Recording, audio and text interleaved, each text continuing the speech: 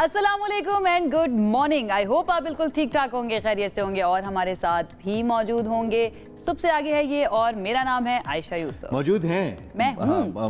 मौजूदा क्या कहते हैं, प्रेजेंट टेंस है। Thank you very much. बिस्मिल्लाहिर्रहमानिर्रहीम, अस्सलाम वालेकुम। I am Imran Hasan, welcome back once again. बहुत सारी मुस्कुराहटें इसलिए भी एक्सचेंज करने की कोशिश होती है कि अगर आपकी जिंदगी में भी कुछ अच्छा नहीं चल रहा वो तो टाइमिंग उसे भूल जाइए। आज मैं सुबह सोच रहा था कि जब सब कुछ है ही आर्जी, जब सब कुछ है ही टेम्परेरी, तो फिर दिल में टेंशन्स को और परेशानियों को मुस्तकिल जगह क्या देनी। मतलब सब कुछ आर्जी सुबह सुबह इतनी डीप बात है इमरान। आर्जी बात है, आर्जी बात, अच्छा बात भी आर्जी है। अच्छा जी, अच्छी बात यह है कि वक्त जो है ना, अच्छा हो या बुरा हो, वो गुजर ही जाता है, तो हमें हर तरह की चीज़ों के लिए तैयार रहना चाहिए। This is very important and again gratitude, शुक्र अदा करना बहुत ज़्यादा ज़रूरी है। जब आप शुक्र अदा करते हैं तो चीज़ें बेहतर होती जाती है, ये बड़ा ज़रूरी हो गया है। चले जी, इंटरेस्टिंग स्टोरीज की तरफ। इंटरेस्टिंग स्टोरीज सब छोड़िए, कॉफी पीजिए, चाय पीजिए, जिंदगी को एंजॉय कीजिए। That's very important. कल लगने लगा था कि बारिश होने लगी है, लेकिन फिर नहीं हुई। क्या हुआ, खैरियत है? अपनी जो दो स्टोरीज, नहीं बिल्कुल बारिश का जिक्र कर रहा हूँ, बारिश का जिक्र कर रहा हूँ। दो स्टोरीज पोस्ट की, स्नैप स्टोरीज, ठीक है, और उस पर मैं शर्मिंदा हूँ, जो कि मुझे लगा कि बारिश हो जाएगी लेकिन नहीं हुई। अब उम्मीद है अल्लाह करे हो जाए, जाती जाती सर्दियां थोड़ी सी बारिश दे जाएं। इस उम्मीद के साथ हम प्रोग्राम का आगाज करते हैं। अब बताइए इंटरेस्टिंग। मैं तो अपने दुख बयान करता हूँ, सुबह आ गया आते साथ ही ना आप दुख बयान करना शुरू कर देते, लेकिन चले कोई बात नहीं, हमारी जो सारी नेक तमन्नाएं हैं ना वो आपके साथ है। इसके साथ हम अपने शो का आगाज करते हैं। और इंटरेस्टिंग स्टोरी पहली जो सऊदी अरब में हो रहा है उसके बारे में बता देते हैं। सरमाई खेलों के अगर आप शौकीन हैं तो उसके लिए अब आप जा सकते हैं सऊदी दारुल हुकूमत रियाद में, जहां पर पहला स्की रिजॉर्ट खोल दिया गया है। सऊदी अरब में तब्दीलियां आ रही हैं, उनका प्लान है 2030, 2040, 2050 तक का, और उसके लिए जो तब्दीलियां आ रही हैं वो इसलिए आ रही हैं ताकि टूरिज्म जो है उसको फ़रोग़ दिया जा सके। और सहरा के अंदर अब बर्फ़ जो है ना वो हमें नज़र आना शुरू होगी। तो अगर आप जा रहे हैं सहरा को एंजॉय करने के लिए तो उसके साथ साथ आप बर्फ़ को यानी स्की को भी एंजॉय कर सकते हैं। इसके सऊदी अरब हम सब कहीं ना कहीं हमें मौका मिल जाता है जाने का, चूंकि हमारे मुकद्दस मकामात है वहाँ पे, हमारा किबला शरीफ है, मदीना पाक है वहाँ पे, तो कहीं ना कहीं ख्वाहिश भी होती है और मौका भी बन जाता है। और उसके साथ साथ अगर आपको ऐसे नज़ारे भी मिल जाए, रियाद ब्लू वर्ल्ड है, ये कहना चाहिए, ब्लू वर्ल्ड है, हाँ ये सही है, ठीक है। उस ब्लू वर्ल्ड के ऊपर आपको ये मिलेगा और वहाँ पे आप अगर सहरा में जाएंगे तो वहाँ पे स्केटिंग का मुकम्मल इंतजाम है। और पूरा जो पूरा ब्लू वर्ल्ड है ना, इसको सजा दिया गया है बर्फ के साथ और कुमकुमों के साथ, ताकि आप इंजॉय करें। मोटे काफ वाले बर्की किसको बोलते हैं? बर्की बिजली वाले बर्की कुमकुम, हाँ बिल्कुल मिलेंगे आपको। और वहाँ पे आप जारी बात है स्किल सीख भी सकते हैं, उनको प्रैक्टिस भी कर सकते हैं और बर्फ का मजा सहरा के अंदर ले सकते हैं। असल में पूरा कैच जो है ना वो ये है कि सहरा के अंदर बर्फ का मजा ले सकते हैं। It's very amazing. और अमेजिंग इसलिए भी है, अगर आप सऊदी अरब में है या फिर जाने का प्लान करें तो आपके पास एक और डेस्टिनेशन है एंजॉय करने के लिए। तो अगर आप जा रहे हैं सऊदी अरब तो यहाँ पर जरूर जाइएगा, एंजॉय करें। अच्छा, one of my friend works as a flight crew, तो अक्सर मैं उसकी जब स्टोरीज देखता हूँ, वो सऊदीया फ्लाइट करते हैं और खासतौर पे रियाद के अंदर इतने अच्छे अच्छे मकामात बन चुके हैं ना, सिर्फ एक्सप्लोर करने की देर है। आप देखिए, you will love gulf is changing, सिर्फ सऊदी अरब नहीं, उसके अलावा जो दूसरी कंट्रीज भी हैं, इट इज चेंजिंग और टूरिज्म को बहुत ज्यादा फरोग दिया जा रहा है। बहरहाल जी, चाइना लेके चलते हैं आपको, जहाँ पर लेंटन फेस्टिवल मनाया जा रहा है और इस मौके पर मुख्तलिफ सकाफती सरगर्मियां में देखने को मिल रही हैं।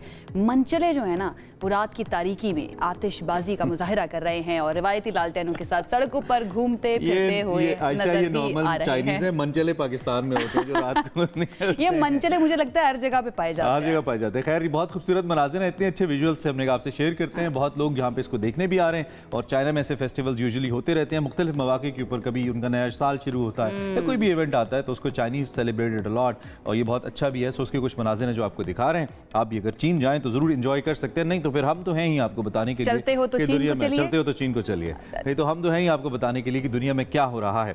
आगे बढ़ते हैं, let's talk about something more. Pakistan में क्या हो रहा है? भाई पाकिस्तान में भी कल जो फेस्टिवल हुआ वो बहुत ही शानदार था, और मैं इसको बहुत अच्छा इसलिए कह रहा हूँ क्योंकि लाहौर में लाहौर में कद्दाफी स्टेडियम का इफ्तिताह था, कराची के नेशनल स्टेडियम का इफ्तिताह उससे बहुत बेहतर था। Full marks to Karachi team, जिसने भी प्रोड्यूस किया, जिसने भी डायरेक्ट किया। कल की सेरेमनी कमाल थी। अच्छा सर बताएं ना, क्योंकि मैं देख नहीं पाई, मुझे भाई रंग बिजलियां, रोशनियां, क्या कहें, आतिशबाजी का बेहतरीन निजाम था। सबसे पहले तो नेशनल बैंक स्टेडियम पूरा रेनोवेट करके उसका इफ्तिताह कर दिया गया मुकम्मल तौर पर, और यहाँ पे जिस तरीके की इस तकरीब का एहतमाम किया गया था, लाहौर में भी ऐसा हो सकता था, लेकिन लाहौर से बहुत बेहतर तकरीब कल थी मेरे ख्याल में। इसमें अली जफर परफॉर्म कर रहे थे, लेजेंडरी शौकत अमानत अली थे, साहिर अली बग्गा थे और मुख्तलिफ क्रिकेटर्स मौजूद थे, चेयरमैन पीसीबी मोहसिन नकवी मौजूद थे।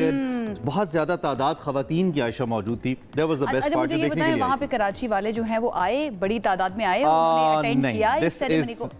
This is something to talk about ना, इसको कराची वाले आप लोगों को कल भी हमने कहा था कि चले जाइएगा, मुफ्त में आपको एंट्री मिलेगी, आपको कॉन्सर्ट भी देखने को मिलेगा, अपने पसंदीदा स्टार्स भी सुनने को मिलेंगे, लेकिन आप लोगों ने नहीं मानी। अच्छा, ये बाबर आजम ने भी बहरहाल शिकवा किया था कि कराची वाले जो है वो मैच देखने नहीं आते। इतना बड़ा ये इतनी कंसर्निंग बात है, क्योंकि पहले हम कहते थे जी कराची वाले इसलिए नहीं जाते कि वहाँ पे कंस्ट्रक्शन हो रही है, बाहर रोड बन रही है, एक्सेस मुश्किल है, फिर हमने कहा वो आगे जंगला लगा हुआ है, वो प्लेयर्स को नहीं देख पाते। लेकिन कल भी ओपनिंग सेरेमनी में कराची वालों का ना होना, क्राउड का ना आना, ये बहुत कंसर्निंग है। I believe government, cricket board, इनको मिलकर कोई ऐसी एफर्ट करनी पड़ेगी कि लोग आएं।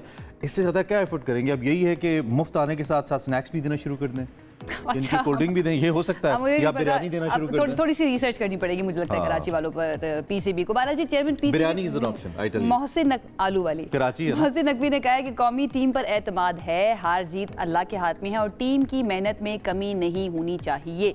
उसके साथ साथ नेशनल स्टेडियम कराची में जो काम मजदूर थे, अच्छी बात ही है, उनके लिए चेयरमैन पीसीबी ने दावत का एहतमाम भी किया और कप्तान मोहम्मद रिजवान ने उसमें शिरकत की। और मोहसिन नकवी ने कहा कि लाहौर में मजदूरों को मैच के टिकट दिए, लेकिन कंपनी ने टिकट अपने रिश्तेदारों को दे दिए। कराची वालों के साथ, यानी कि कराची के मजदूर जिन्होंने काम किया यहाँ पर, उनके साथ ऐसा नहीं होने देंगे। ठेकेदार साहब ऐसे थोड़ी करते हैं, मजदूरों को देखने दें, उनकी फैमिलीज को मैच। अगर फ्री में टिकट्स वैसे मिल ही नहीं रहे तो ये बहुत अच्छा है। बहरहाल कल का इवेंट बहुत अच्छा था, बहुत कलरफुल था, मुझे बहुत मजा आया। देखिए पाकिस्तान में ऐसे इवेंट्स होते रहने चाहिए। All credits to Pakistan cricket board, to the government of Sindh जिन्होंने इसको पॉसिबल किया। लेकिन ऐसे मजीद इवेंट्स लाए जाए, जैसे कि पंजाब में वो हॉर्स एंड कैटल फेस्टिवल हो रहा है, तो ऐसे बहुत सारे इवेंट्स होते रहने चाहिए। It's very important. हम हमेशा इस चीज की एडवोकेसी करते हैं कि इस तरह के इवेंट्स, इस तरह के फेस्टिवल्स बड़े जरूरी हैं अपने लोगों को एंगेज करने के लिए।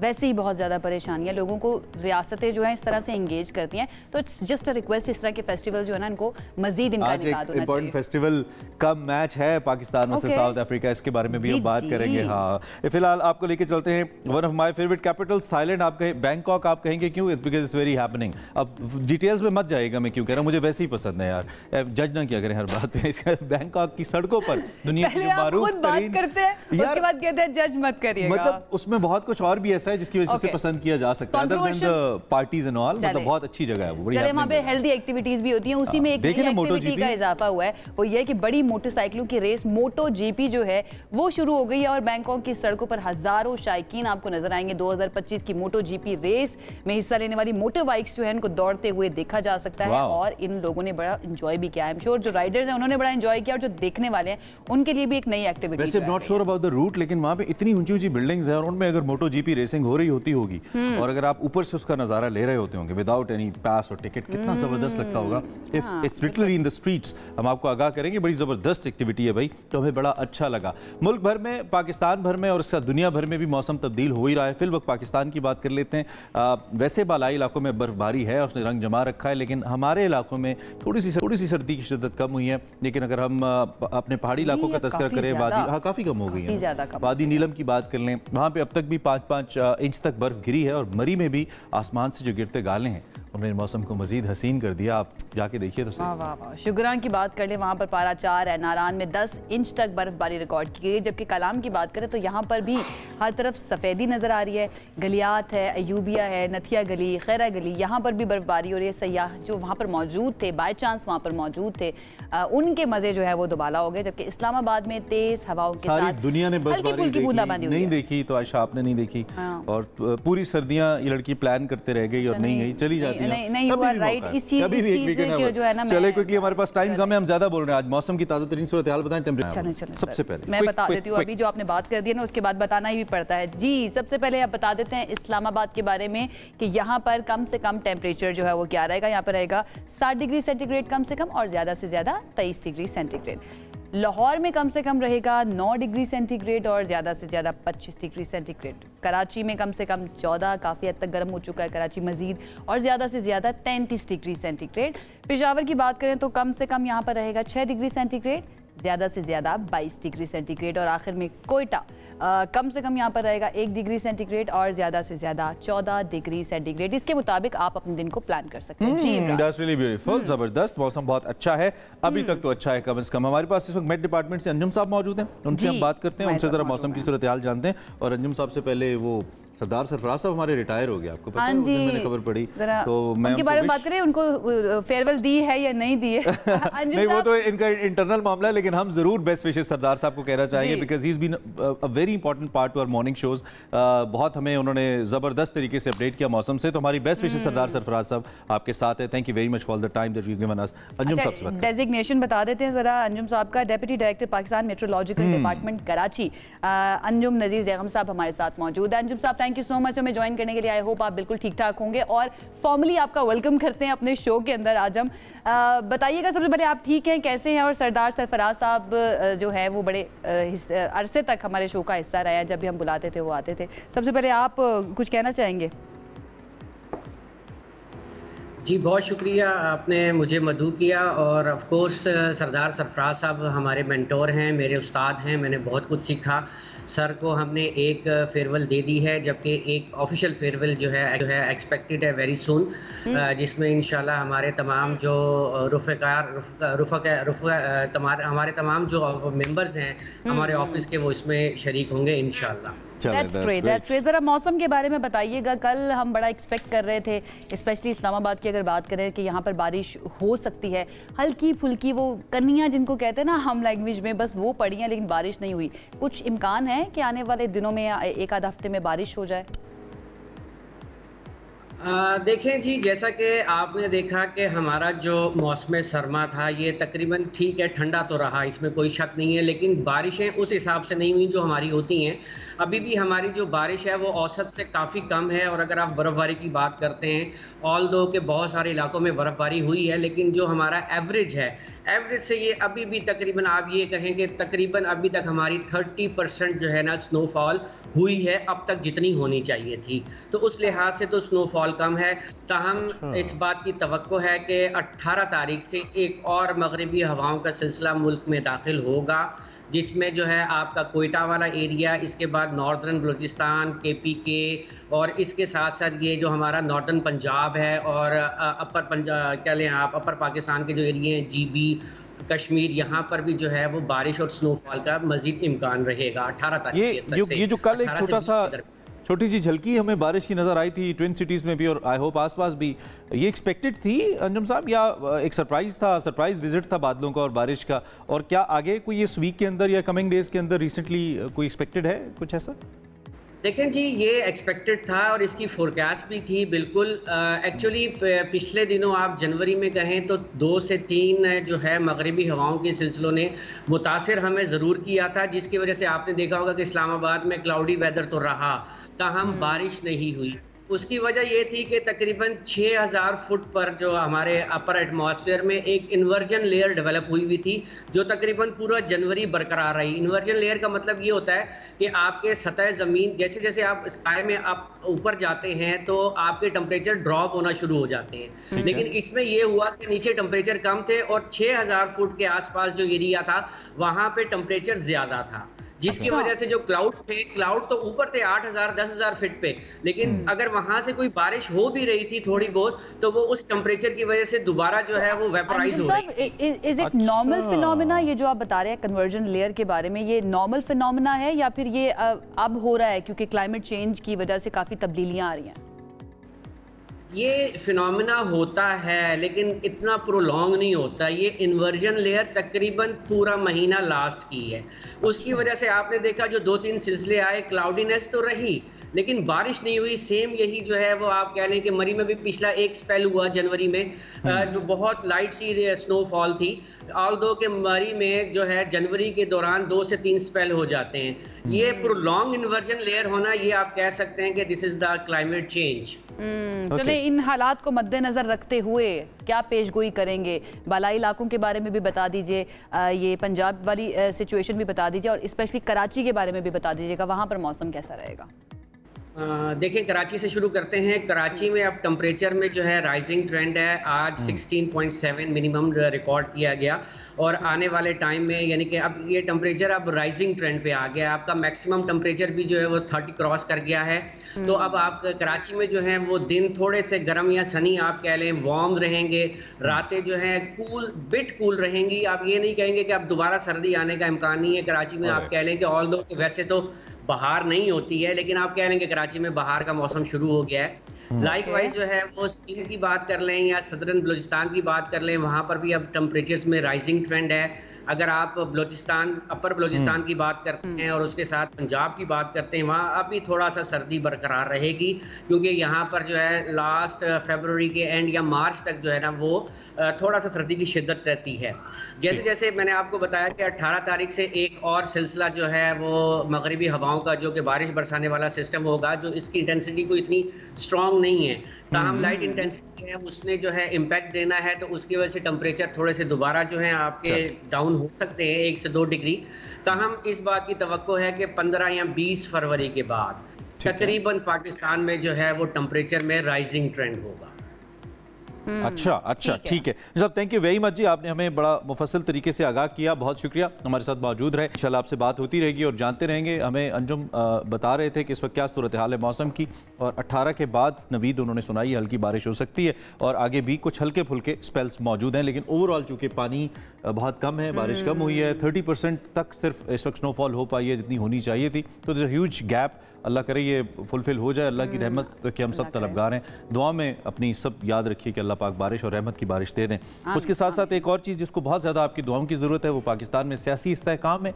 जब तक नहीं आएगा मईशत स्टेबल नहीं होगी, और इस वक्त पाकिस्तान की सियासत वंस अगेन बड़े बड़े तनाज़ात और अहम फैसलों में घिरी है, बहुत सारे अहम फैसलों में गिरी हुई है। अभी मुतनाज़े आम फैसलों के अलावा कुछ इस तरह की चीज़ें भी हैं जो जिन पर बात करना बहुत सेंसिटिव भी हो जाता है, लेकिन अगेन बात करना बहुत ज़रूरी है। और वो ये है कि सुप्रीम कोर्ट जो है उसके अंदर नए जजेस की तैनाती का मामला जो है वो मुतनाज़े बन चुका है, और PTI ने इन तकर्रियों की खुलकर मुखालफत की है। पार्टी ये कह रही है कि ये तैनातियाँ शफाफ नहीं है, जबकि हुकूमती मौक़िफ़ जो है वो इसके बिल्कुल बरक्स है। वो कहते हैं कि बिल्कुल हम आइन और कानून के मुताबिक ये तकर्रियाँ, उन्होंने कहा हमने तरमीम कर ली है, अब ये आइन और कानून का हिस्सा है, जिस पे कल हमने बड़ा मुफस्सल तजिया भी लिया था। अब देखना यह है कि क्या ये महज सियासी मुखालिफत है या फिर वाकई इसके अंदर कुछ मौजूद है। इसी दौरान तहरीक इंसाफ ने एक और हैरानकुन फैसला किया है, हैरानकुन फैसला है। जो बानी तहरीक इंसाफ के वकील हैं फैसल चौधरी, उनका कहना है कि पार्टी ने IMF को एक डोजियर पेश करने का फैसला किया है, जिसमें उसे PTI पर होने वाले मुबैना मुजालिम से आगाह किया जाएगा। वेरी स्ट्रेंज ना, उसकी वजह कि IMF का एक वफ्द है जो 20 मुख्तलिफ वजारतों के वफूद से मिल रहा है। हुकूमत के लिए एकेडमिक लेवल का वफ्द है, इससे इकॉनमी का कोई ताल्लुक नहीं है, लेकिन बहरहाल दे आर गोइंग टू जज Pakistan different departments, so it's somehow important. और तहरीक इंसाफ क्या कर रही है मुझे तो नहीं समझ आ रहा ना, मैं इसीलिए कह रही हूँ कि दिस इज वेरी स्ट्रेंज। इस वक्त पूरे पाकिस्तान को जरूरत है, हमें चाहे पसंद आए या ना आए, लेकिन हमें IMF की जरूरत है, और पूरा पाकिस्तान ये चाहता है कि IMF का वफ्द जो आ रहा है या IMF जो है वो कन्विंस हो जाए हमारी सिचुएशन को देखकर। ऐसे में अगर ये खत जाता है या उनको बताया जाता है कि बानी PTI जो है उनको बंद किया हुआ है, तो मामला जो है ना वो थोड़ा सा पोलिटिसाइज हो जाएगा। अब इसके कॉन्सिक्वेंसेस क्या निकलते हैं उसके लिए थोड़ा सा इंतजार भी करना पड़ेगा। महफूज रखती है ना कि वो भी 9 मई से रिलेटेड जो चीजें हैं 24 नवंबर से, वो भी इससे अल्टीमेटली क्या होगा, आपके मुल्क का इमेज खराब होगा एक बैनुल अक़वामी इदारे के सामने। और दोनों के पास डोजियर्स तो मौजूद ही हैं। तहरीक इंसाफ ने भी कोई बहुत नीट क्लीन पॉलिटिक्स तो की नहीं है। खैर, हमारे साथ इस वक्त नईम हैदर पंजोता मौजूद हैं, उनसे हम बात करें। हमारे साथ नईम हैदर पंजोता साहब मौजूद हैं, पाकिस्तान तहरीक इंसाफ के रहनुमा। इस बारे में बात कर लेते हैं कि PTI क्या सोचिए। Thank you so much Panjota साहब हमें ज्वाइन करने के लिए। ये मामला जो है सुप्रीम कोर्ट में जो तैनातियाँ हो रही हैं अब जजेस की, उसके बारे में तो हमने बात करनी है, लेकिन PTI ने IMF से राब्ते का फैसला कर लिया है, और फैसल चौधरी ये कह रहे हैं कि बानी PTI की हिदायत पर PTI पर मजालिम का डोसियर जो है वो भी IMF को पेश करेंगे। आपको लगता है कि नहीं लगता कि इस तरह की सरगर्मियां अगर की जाएंगी तो मुल्क की मईशत को नुकसान पहुंचेगा, हालांकि IMF की बड़ी ज़रूरत है इस वक्त पाकिस्तान को?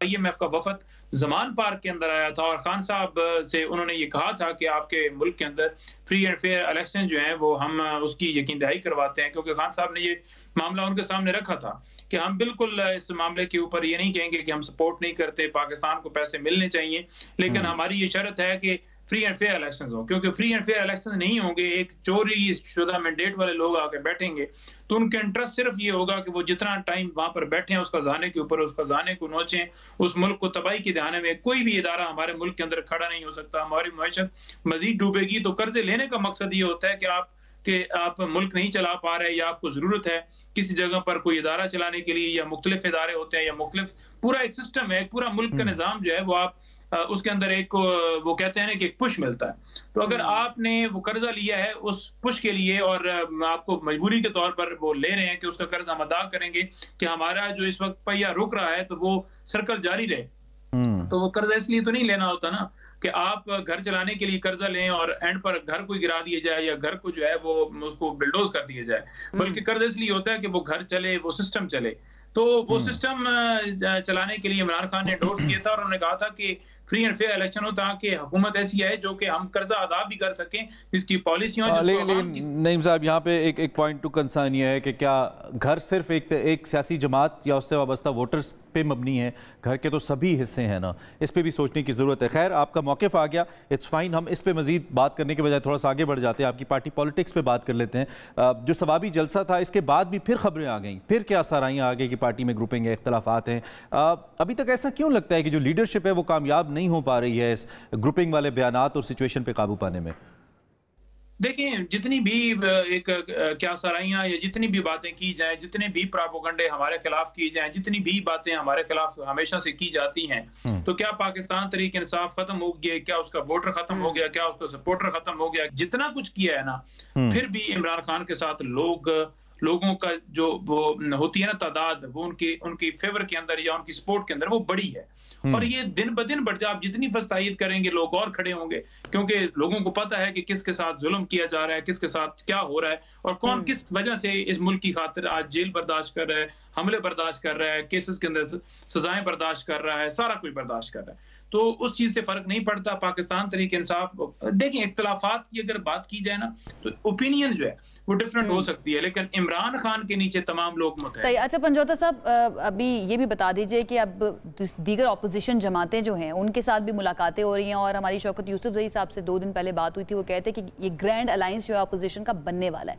क्या वाकई में इसके ऊपर काम हो रहा है या फिर PTI जो है वो सोलो फ्लाइट ही लेगी इस मरतबा भी?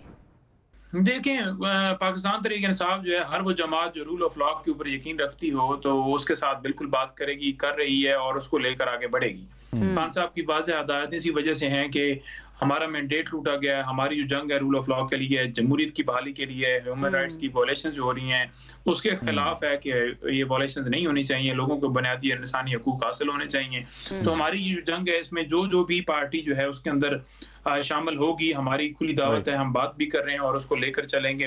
नेशन वाइज जो है वो प्रोटेस्ट भी होंगे और सिलसिला आगे बढ़ेगा और इंशाल्लाह। ठीक है, ठीक है, थैंक यू वेरी मच। आपने अपनी पार्टी के मौके हमारे सामने रखा। तहरीक इंसाफ IMF के वफ्द को डोजियर देने जा रही है कि हम पे जुल्म हो रहा है, इस पर बात करते रहेंगे। दूसरी जानिब जो अहम मामला जजेस का है, जिसका हमने तस्करा शुरू में भी किया, मुशीर वज़ीर आज़म राना सनाउल्लाह साहब, उन्होंने कहा है कि बाज़ मामलात में जो 2 सीनियर जजेस हैं उनका तर्ज अमल ऐसा है जिस पर रेफरेंस बन सकता है। हर मामले पर उनका ख़त लिखना और जिसको लिखा गया उससे पहले मीडिया को मिल जाना, ये मामूली बात नहीं है। आप ऐसे प्रोपेगेंडे का जरिया बन रहे हैं जो पूरे इदारे की साख खराब कर रहा है और मेरी राय में ये कहीं ना कहीं मिसकंडक्ट है। रेफरेंस बनाया जा रहा है या नहीं इसके बारे में तो कोई इल्म नहीं, लेकिन उन्होंने कहा कि 3 जजेस पर रेफरेंस बन सकता है। उन्होंने इंडिया जो है बहरहाल दे दिया है। अब वाकई में अमली तौर पर ऐसा हो रहा है या नहीं हो रहा, उसके लिए हमें डेफिनेटली थोड़ा इंतजार करना पड़ेगा, लेकिन उन्होंने सोच बता दी है कि ऐसा इनके माइंड में है कि ये मिसकंडक्ट है कहीं ना कहीं, तो 2 सीनियर जजेस जो हैं उनके ऊपर ये रेफरेंस बन सकता है। बहरहाल जी आगे बढ़ेंगे, लेकिन उससे पहले एक ब्रेक लेंगे और ब्रेक्स आएंगे तो कुछ मजीद बात करेंगे। स्टे विद अस।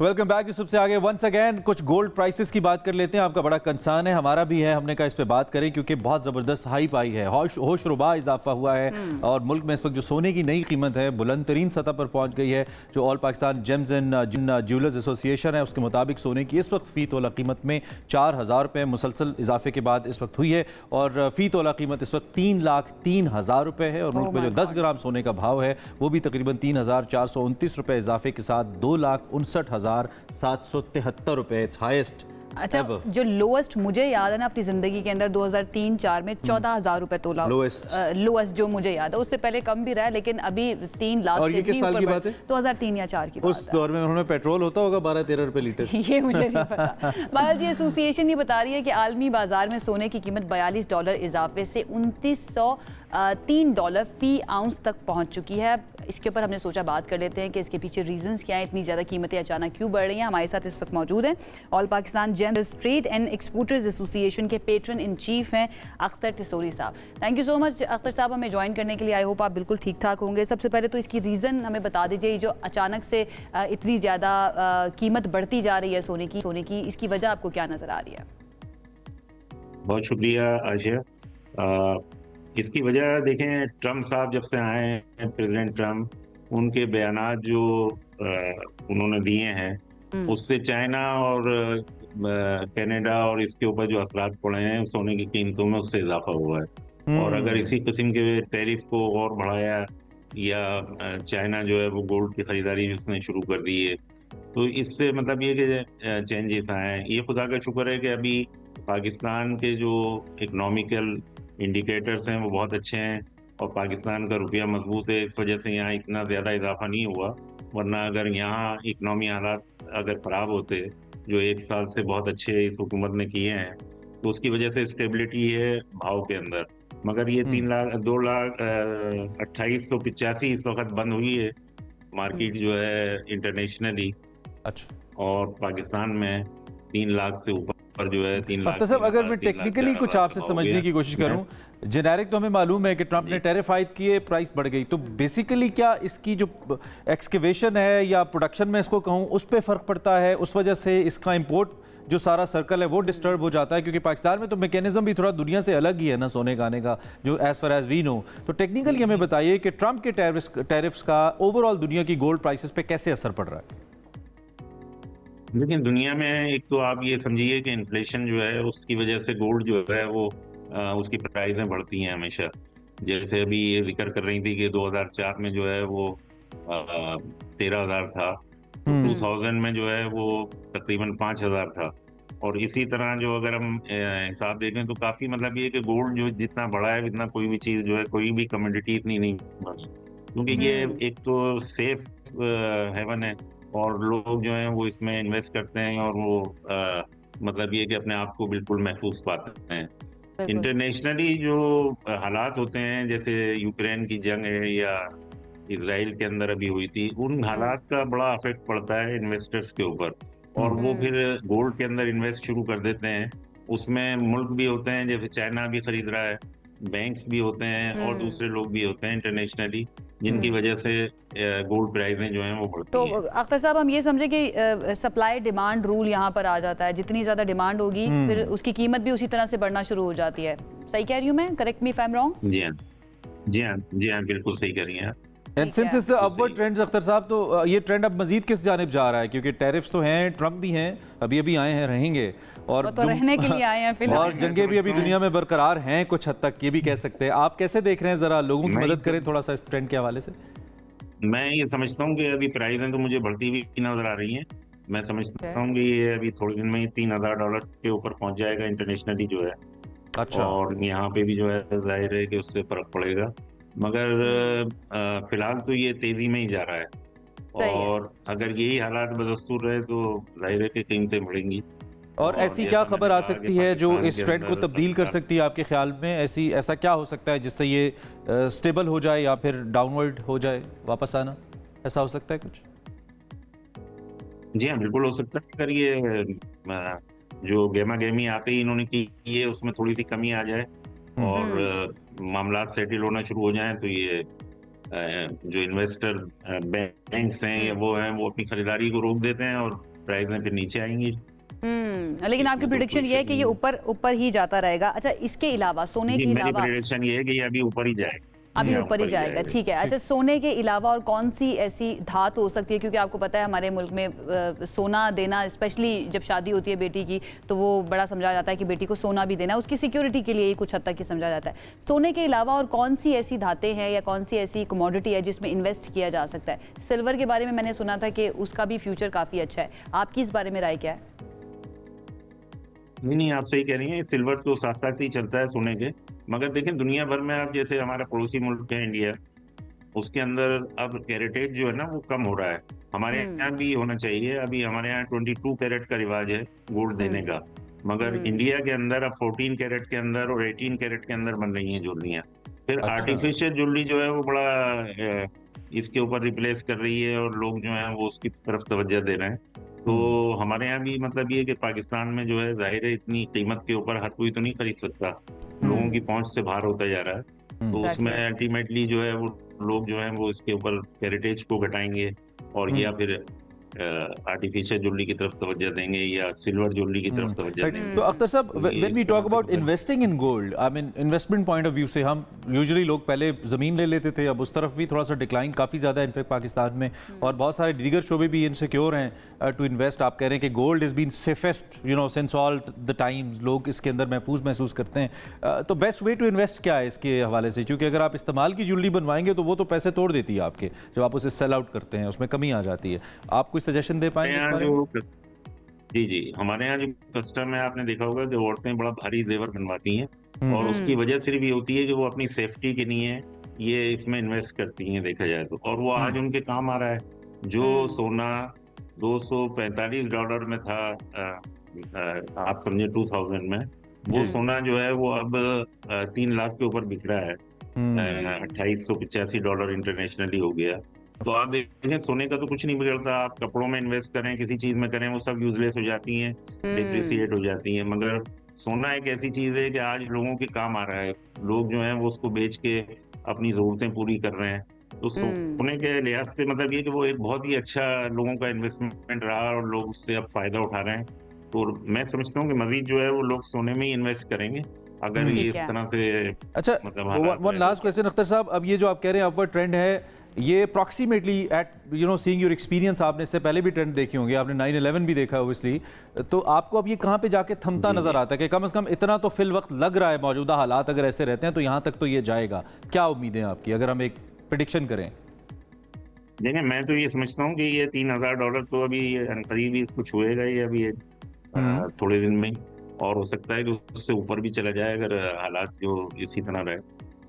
तो अच्छा। बड़ी बड़ी इन्वेस्टमेंट कंपनी जो है वो सोने के ऊपर इस वक्त जो है वो इन्वेस्ट कर रही हैं और खरीद रही हैं। सही है, तो यानी कि वजह से मतलब ये कि ये ऊपर जा सकता है। मेरे अपने ख्याल में तो बड़ी भी नजर आ रही है। जो इस वक्त इन्वेस्ट करना चाह रहा है गोल्ड के अंदर, तो अभी राइट टाइम है, हम ये कह सकते हैं इन्वेस्ट करने का, क्योंकि इसका ट्रेंड ऊपर जाता हुआ नजर आ रहा है। बहुत शुक्रिया अख्तर टिसोरी साहब हमारे साथ मौजूद थे, अपनी प्रेडिक्शंस और अपने तज्जे के उन्होंने हर चीज़ हमारे साथ शेयर की है कि गोल्ड की प्राइसेस जो है ना वो अभी उनको ऊपर जाती हुई भी ही नजर आ रही हैं। जी, तो एक ब्रेक ले लेते हैं यहाँ पे, ब्रेक लेते हैं, ब्रेक के बाद वापस आएंगे तो स्टे कम बैक से।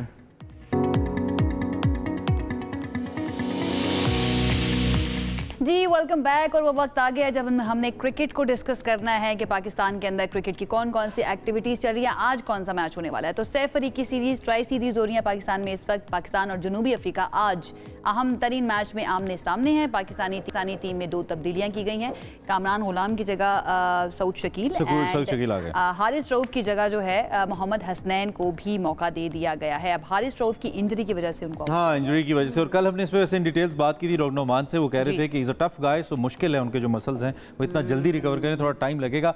पीसीबी के मुताबिक उनकी इंजरी ज़्यादा संजीदा नौयत की नहीं है हारिस की, अच्छा है, अल्लाह करे ना हो। और उन्होंने कहा कि वो चैंपियंस ट्रॉफी के लिए बहरहाल दस्तयाब होंगे और फाइनल तक रसाई के लिए आज का मैच सेमीफाइनल की हैसियत इख्तियार कर चुका है। और कल जिस स्टेडियम का बाकायदा तौर पर इफ्तिताह हुआ था, नेशनल बैंक स्टेडियम कराची, आज फॉर्मली इसकी इनॉग्रेशन है एक इंटरनेशनल मैच से, और मैच भी बहुत ही बड़ा। तो हमारे साथ इस वक्त उस्मान खान हमारे कोरिस्पोंडेंट हैं, हमें स्पोर्ट्स के हवाले से आगाह करते हैं, इस वक्त मौजूद हैं, उनसे कुछ इन्फॉर्मेशन भी लेते हैं और आज थोड़ा सा एनालिसिस भी लेते हैं उस्मान से इस गेम को लेकर, बिकॉज उनका भी हमारी तरह क्रिकेट में बहुत ही ज्यादा इंटरेस्ट है। उस्मान, वेलकम टू सबसे आगे। स्पोर्ट्स रिपोर्टर उस्मान खान हमारे साथ मौजूद है। उस्मान, बताइएगा सबसे पहले तो आज के मैच से एक्सपेक्ट क्या कर रहे हैं आप? देखें, आज अच्छा मैच होगा दोनों टीमों के दरमियान। कराची में काफ़ी अरसे बाद वनडे क्रिकेट होने जा रही है और नया स्टेडियम तैयार हुआ है, पिच भी काफ़ी फ्रेश होगी, तो पाकिस्तान टीम को इस मैच में अच्छा परफॉर्म करना होगा क्योंकि ये एक सेमीफाइनल की हैसियत इख्तियार कर गया और चैंपियंस ट्रॉफी से पहले इस तरह का नॉकआउट मैच खेलना दोनों टीमों के लिए बहुत बेहतर होगा क्योंकि आगे जो फॉर्मेट है वो नॉकआउट फॉर्मेट है और जो टीम जीतती जाएगी वो टूर्नामेंट में आगे प्रोग्रेस करती रहेगी। तो आज पाकिस्तान ने 2 तब्दीलियां भी की हैं और ये चेंज बनता था और सेंसिबल चेंज हुआ है क्योंकि हारिस रऊफ की तो अनफॉर्चुनेटली उनको एक इंजरी हो गई, साइड स्ट्रेन हुआ, जिसकी वजह से वो नहीं खेल रहे हैं। उनकी जगह पर मोहम्मद हसनैन को लेके आए हैं। मोहम्मद हसनैन ने अच्छी बॉलिंग की है ऑस्ट्रेलिया टूर में और साउथ अफ्रीका टूर में, तो मैं समझता हूँ कि पाकिस्तान के लिए ये अच्छी रिप्लेसमेंट साबित होंगे। और इसी तरह अगर आप बैटिंग के अंदर बात करें तो कामरान गुलाम मुझे लग रहा था कि परफॉर्म नहीं कर पा रहे थे, स्कोर कुछ कर रहे थे, स्टार्ट ले रहे थे 10, 15, 20, लेकिन वनडे क्रिकेट के अंदर आपको पता है कि हमें पार्टनरशिप की ज़रूरत होती है और अगर आप मिडल के अंदर पार्टनरशिप ना लगा सके तो फिर नुकसान होता है टीम को। वही हुआ पिछले मैच के अंदर भी, जब पाकिस्तान की टीम 100 स्कोर पे एक ही आउट था पाकिस्तान का, और उसके बाद से मिडल ऑर्डर कोलैप्स हुआ हमारा और हम लंबी पार्टनरशिप नहीं लगा सके, जिसकी वजह से हमारी जो मिडल ऑर्डर की वीकनेस थी वो एक्सपोज हुई है न्यूजीलैंड के खिलाफ। और न्यूजीलैंड की तारीफ करना होगी जिस तरीके से उन्होंने इस ट्राई नेशन सीरीज़ के अंदर अब तक परफॉर्म किया है। 2 के 2 मैचेस लगातार जीते, और ऐसा लग रहा है कि न्यूजीलैंड, बिल्कुल ऐसा लग रहा है कि न्यूजीलैंड की टीम होम टीम है और पाकिस्तान की टीम शायद एक अवे टीम है जो यहाँ पर आके खेल रही है, क्योंकि जो कंडीशंस का फायदा न्यूजीलैंड की टीम उठा रही है। ट्रू, और उस कंडीशन को सिर्फ उन्होंने बेहतरीन अंडरस्टैंड किया बल्कि इस्तेमाल भी किया अपने फेवर में। Absolutely right. मैं क्विकली जरा हारिस की इंजरी के बारे में आपसे पूछना चाहता हूँ, आपके पास अपडेट्स क्या हैं? आपकी तो बात हुई होगी किसी जिम्मेदार जराए से, किस नौयत की इंजरी है? पीसीबी कह रहा है हल्की फुल्की है, आपके पास क्या खबर है? जी बिल्कुल सही कह रहे हैं पाकिस्तान क्रिकेट बोर्ड, क्योंकि उन्होंने जो मेडिकल पैनल है उसके ज़रिए उनके तमाम तर स्कैन्स करवाए हैं और उस रिपोर्ट के अंदर साइड स्ट्रेन उनको हुआ है, पसलियों में उनको कुछ खिंचाव था उनके फट्टों में, और ये मैच में सिर्फ उनको रेस्ट दिया गया है ताकि जो चैम्पियंस ट्रॉफी होगी तो उससे पहले वो मुकम्मल तौर पर फिट हो जाए, क्योंकि पाकिस्तान क्रिकेट बोर्ड ये चाहता है कि हारिस रऊफ मुकम्मल तौर पर फिट मैदान में उतरें। और हारिस रऊफ एक पाकिस्तान के मेन बॉलर हैं, अक्सर मिडल के अंदर हमने देखा है कि वो आउट करते हैं। पिछले मैच की अगर हम बात कर लें तो उन्होंने 2 बैक टू बैक विकेट्स लेकर दी पाकिस्तान को, जिसकी वजह से पाकिस्तान ने कम बैक किया था। लेकिन हमारी भी यही दुआ है हुई और उसके बाद जल्द से जल्द वो नहीं कर सका, सेहतयाब हो जाए। अच्छा, आज के मैच को अगर हम देखें, पाकिस्तानी प्लेइंग 11 और उसके साथ साथ south African playing 11 side by side compare करें, कौन सी टीम आपको ऑन पेपर ज़्यादा मजबूत नज़र आ रही है? देखें, दोनों टीमें हार के आ रही हैं तो एक तगड़ा मुकाबला मैं तो एक्सपेक्ट कर रहा हूँ। और पाकिस्तान की टीम में 2 चेंज है, साउथ अफ्रीका की टीम में भी आज 4 से 5 चेंज होंगे। ज़्यादा बुरा कौन हार के? जो साउथ अफ्रीका के प्लेयर्स थे वो पहले मैच में दस्तयाब नहीं थे। दोनों ही एक जैसे हारे हैं, लेकिन मैं अगर वैसे देखूं तो पाकिस्तान को हैवी मार्जिन से शिकस्त हुई है, 78 रन से। तो पाकिस्तान को ज़्यादा तैयारी करनी है और 2 प्रैक्टिस सेशन में भी पाकिस्तान के बॉलर्स ने, बैटर्स ने काफ़ी ट्रेनिंग की है कराची में। अब देखते हैं कि वो मैच के दौरान अच्छी परफॉर्मेंस कैसे डिलीवर करते हैं। उस्मान साहब, आपको सेरेमनी भी हुई थी, आपको स्टेडियम कैसा लगा कराची का? लाहौर का स्टेडियम भी आपने देखा, कराची का भी आपने देखा, हमने तो ऑन स्क्रीन ही देखा, तो आपको बेहतर स्टेडियम कौन सा लगा? और दूसरी बात ये कि कल जो एटमॉस्फेयर था उसको देखते हुए वंस अगेन क्राउड ने थोड़ा सा हमें मायूस किया। क्राउड उस्मान उस तरह नहीं आया जैसे लाहौर में आया था, और ये पिछले काफ़ी अरसे से हो रहा है, तो उस पर क्या टेक है आपका? क्या पीसीबी क्या सोच रही है इस सारी सूरत हाल के ऊपर? देखें, पाकिस्तान क्रिकेट बोर्ड अपनी तरफ से जितना ज़्यादा प्रमोट कर सकता है वो कर रहा है। अब 350 रुपये की मिनिमम टिकट है इस ट्राई नेशन सीरीज़ की, जो जनरल स्टैंड की टिकट है। तो शायकीन क्रिकेट जो कराची में है, मैं समझता हूँ कि वो थोड़े से दिल बर्दाश्ता भी हो गए हैं, क्योंकि पाकिस्तान की टीम जिस तरह की परफॉर्मेंस रही है हाल में, तो मायूसी का शिकार हो जाते हैं, क्योंकि टेस्ट क्रिकेट के अंदर पाकिस्तान हार गया, फिर उसके बाद वनडे क्रिकेट के अंदर पाकिस्तान की परफॉर्मेंस अच्छी थी लेकिन टेस्ट में नहीं परफॉर्म कर सके, कंसिस्टेंट परफॉर्मेंस नहीं आ रही। कल तो बाबर आजम ने भी इवन रिक्वेस्ट किया है कराची के फैंस से कि आपने आना है, हमें सपोर्ट करना है, हमें आपकी सपोर्ट की ज़रूरत है। शाहीन अफरीदी ने सेरेमनी के अंदर यही कहा कि आपने इस टीम को सपोर्ट करना है। बिल्कुल कह सकते हैं, लेकिन अगर परफॉर्म करेंगे तो यही प्लेयर हैं जो स्टार बनते हैं, और इन्हीं जो फैंस के ज़रिए इनको इतना ऊपर उठाया जाता है। और जब आप परफॉर्म नहीं करते तो फिर फैंस भी नाराज़ हो जाते हैं और अपने गुस्से का इजहार करते हैं। लेकिन इन दी एंड ये हमारी टीम है, हमने इसको सपोर्ट करना है, क्योंकि चैंपियंस ट्रॉफी पाकिस्तान में हो रही है। स्टेडियम बेहतरीन बनाए गए हैं, कज़ाफ़ी स्टेडियम के अंदर कैपेसिटी 35,000 से ज़ायद हो गई है। यहाँ पर ना फिर ये वाला इमोशन फील होता है कि जैसे भी हैं तो हमारे ही ना, तो हमें इनको सपोर्ट करना पड़ेगा, इनको सपोर्ट करने के लिए आना भी पड़ेगा। बिल्कुल ऐसे। थोड़ा सा चैंपियंस ट्रॉफी के ऊपर भी बात कर लेते हैं। आई थिंक बुमराह जो है वो आउट हो गए हैं, वो नहीं खेलेंगे, तो ये पाकिस्तान के या बाकी टीम्स के फेवर में जाएगा, क्योंकि Bumrah has been very crucial for Indian team.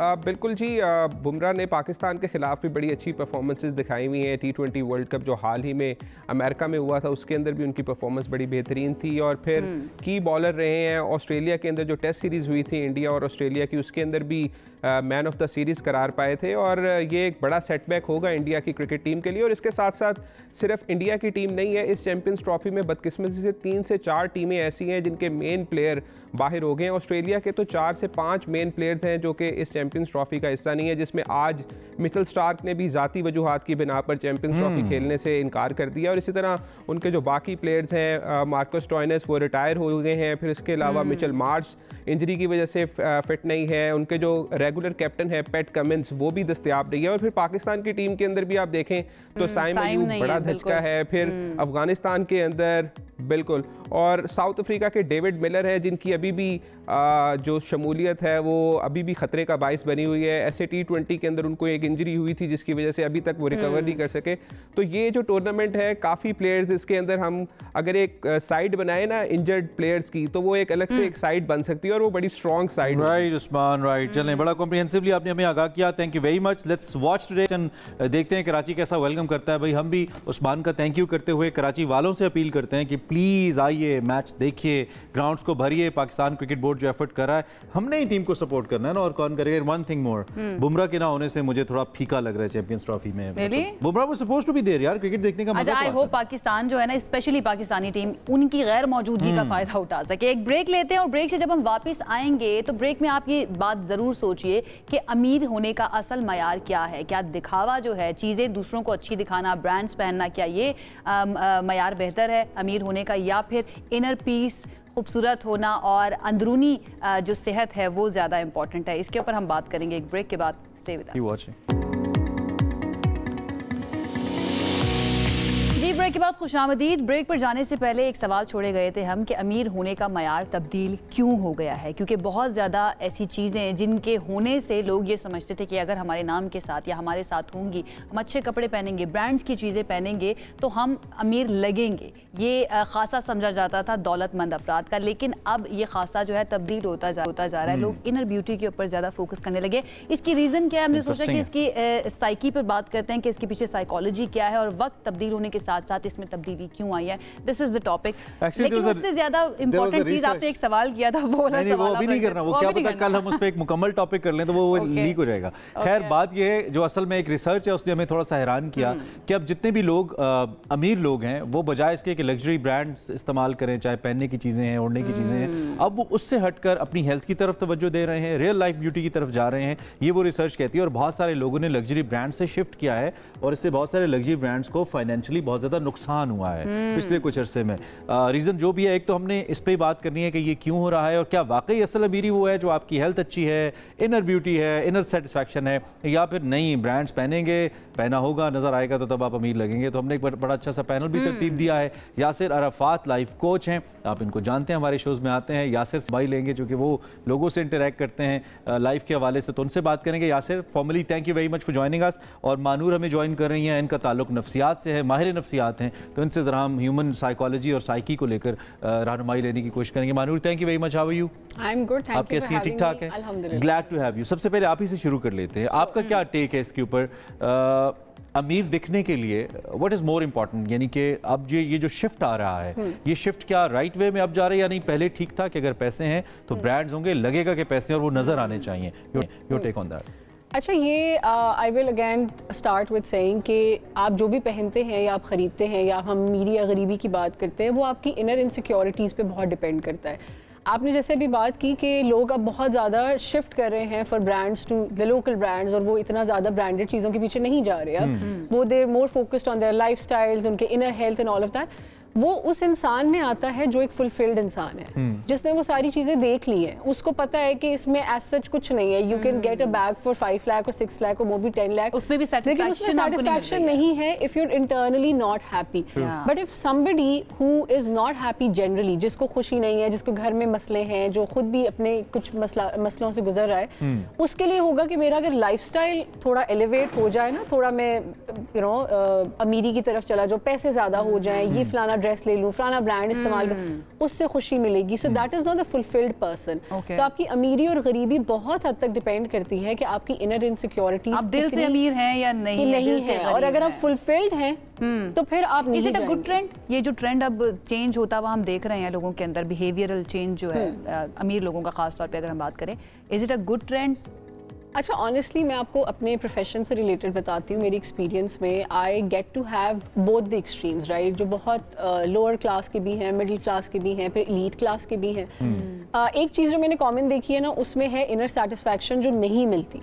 अब वो अगर लेट्स से फॉर एग्जांपल एक इंसान 1 लाख महीने का कमा रहा है, उसको होगा कि यार ये 2 लाख हो जाए ना तो मेरी ज़िंदगी कितनी आसान हो जाएगी। और जो लोग 2 लाख कमा रहे हैं वो कह रहे हैं कि नहीं 2 में क्या रखा है हमारे लिए। तो वो जो आपकी एक जो अगेन मैं अपने थेरेपी में भी सेशंस में भी ये चीज़ बहुत कहती हूँ कि one thing that we lack is gratitude and composure. Gratitude is whatever you have, आप उसमें खुश रहना सीखो। उसमें आपने within your capacity, within your limits, आपने कैसे अपने लिए आइडेंटिफाई करना है कि मेरी पीस, मेरी सेटिस्फैक्शन, मेरी मेंटल हेल्थ, इमोशनल हेल्थ, मेरी फैमिली की हेल्थ कितनी काउंट करती है, वो चीज़। और दूसरा कंपोजर कि आप फिर उस चीज में मत जाओ कि अगर अच्छा फलाने ने ये ब्रांड पहना है तो वो इट लुक्स गुड, अल्टीमेटली आपको अच्छा इसमें एक और बड़ा अहम नुक्ता है, वो मैं जरा यासिर की तरफ लेके जाता हूँ। यासिर, इसमें एक तो ये भी है ना, ये जो फुलफिलनेस है, इसका मतलब है मैं एक दौड़ा, इतना दौड़ा, एक सर्टेन पॉइंट पे पहुंचा and then I thought okay now it's enough and now I should go for something else, जिसमें हम फिर सेल्फ सेटिस्फैक्शन की बात कर रहे हैं। लेकिन उस दौड़ के अंदर ही बाज़ औक़ात लोगों की जिंदगी बीत जाती है, बाज़ औक़ात जरा पहले अचीव कर लेते हैं, तो दौड़ तो अपनी जगह रही। नंबर 1, क्या दौड़ना जरूरी है उस फुलफिलमेंट तक आने के लिए या नहीं? There is a certain mid point जहां पे आके भी आप कह सकते हैं कि बस यार इसका तो फायदा नहीं है, कहीं पहुंच नहीं सकता, रुक जाओ, मुतमईन हो जाओ और अपने आप पे तवज्जो दो। Your take. Okay Imran and Ayesha, thank you very much for joining me. और देखिए इमरान, इसमें जो मेरे 2 सेंट्स हैं, मैं फर्स्ट ऑफ ऑल तो महानूर की बात को सेकंड करूंगा, और सेकंडली मैं ये कहना चाहूँगा कि आपकी लाइफ की जितनी भी दौड़ है, मोस्ट इम्पॉर्टेंट थिंग इज कि आपकी साइकोलॉजी क्या है लाइफ को लेके। वो लोग जो लाइफ की मीनिंगफुलनेस को अंडरस्टैंड करते हैं कि उनका जिंदा रहने का मकसद क्या है। अगर तो जिंदा रहने का कोई छोटा सा मकसद होगा तो आप मटेरियलिस्टिक चीजों के इर्द गिर्द ही घूमते रहेंगे। मैं हमेशा एक बात किया करता हूँ कि वो लोग जिनकी जिंदगी में कोई मीनिंगफुलनेस होती है, वो क्वालिटी ऑफ लाइफ के पीछे जाते हैं, वो स्टैंडर्ड ऑफ लाइफ के पीछे नहीं जाते। अब स्टैंडर्ड ऑफ लाइफ क्या है? स्टैंडर्ड ऑफ लाइफ मीन्स के आपको बड़ी गाड़ी चाहिए, बड़ा घर चाहिए, आपने अपने दौलत को, स्टेटस को इंक्रीज करना है और आप अपने उस स्टेटस को दूसरों को दिखाना भी चाहते हैं, आपको लोगों की वैलिडेशन चाहिए, और ये चीज कहीं ना कहीं आपकी साइकोलॉजी के साथ जुड़ी हुई होती है। लेकिन जो क्वालिटी ऑफ लाइफ है वो ये बताती है कि मेरे लिए मटेरियलिस्टिक चीजें, मादी चीजें इंपॉर्टेंट नहीं, मेरे लिए मेरा ज़हनी और कल्बी सुकून इंपॉर्टेंट है। मैं अंदर से कितना पुरसुकून हूँ, मेरी जिंदगी में मीनिंगफुलनेस कितनी है, मैं अपनी जिंदगी से हैप्पीनेस को, खुशी को, सुकून को कितना अर्न कर पा रहा हूँ। और ये जो क्वालिटी ऑफ लाइफ है, ये सारी की सारी जुड़ी हुई है कि आप अपने करीबी रिश्तों के साथ कितने कनेक्टेड हैं, आपके अंदर लाइफ को लेके कितनी मीनिंगफुलनेस है, आप अपनी जिंदगी को कितना मतलब यासिर हम ये कह सकते हैं, लाइफ को डिफाइन करते हैं, हम ये कह सकते हैं, you have to be happy from within. आपको अंदर से पहले अपने आप के साथ खुश, अपने आप के साथ सेटिस्फैक्शन आपकी ज़रूरी है। उसके बाद आप दूसरी चीज़ें कुछ भी करते हैं तो वो मैटर नहीं करता कि वो आपको खुशी दे रही है या नहीं दे रही। यहीं से कंटिन्यू करते हैं हम अपनी बात को, लेकिन हमारे साथ एक लाइव कॉलर है याहिया कराची से, ज़रा उनको भी शामिल गुफ्तगू कर लेते हैं। Yahya, thank you so much for calling. बताइएगा आप क्या कहेंगे? Good morning to all of you. मैं तो ये कहूँगा, देखें बात ये है कि पैसा जब इंसान के पास होता है ना तो फिर बहुत सारी चीजें आदमी को सोचती हैं, और मुझे कोई एतराज नहीं है अगर कोई जिसका पैसा है वो ब्रांड पहने या कुछ भी करे, लेकिन अनफॉर्चुनेटली जिनके पास पैसा नहीं है वो देखा देखी जब चक्कर में पड़ जाते हैं तो वो मुसीबत में आ जाते हैं।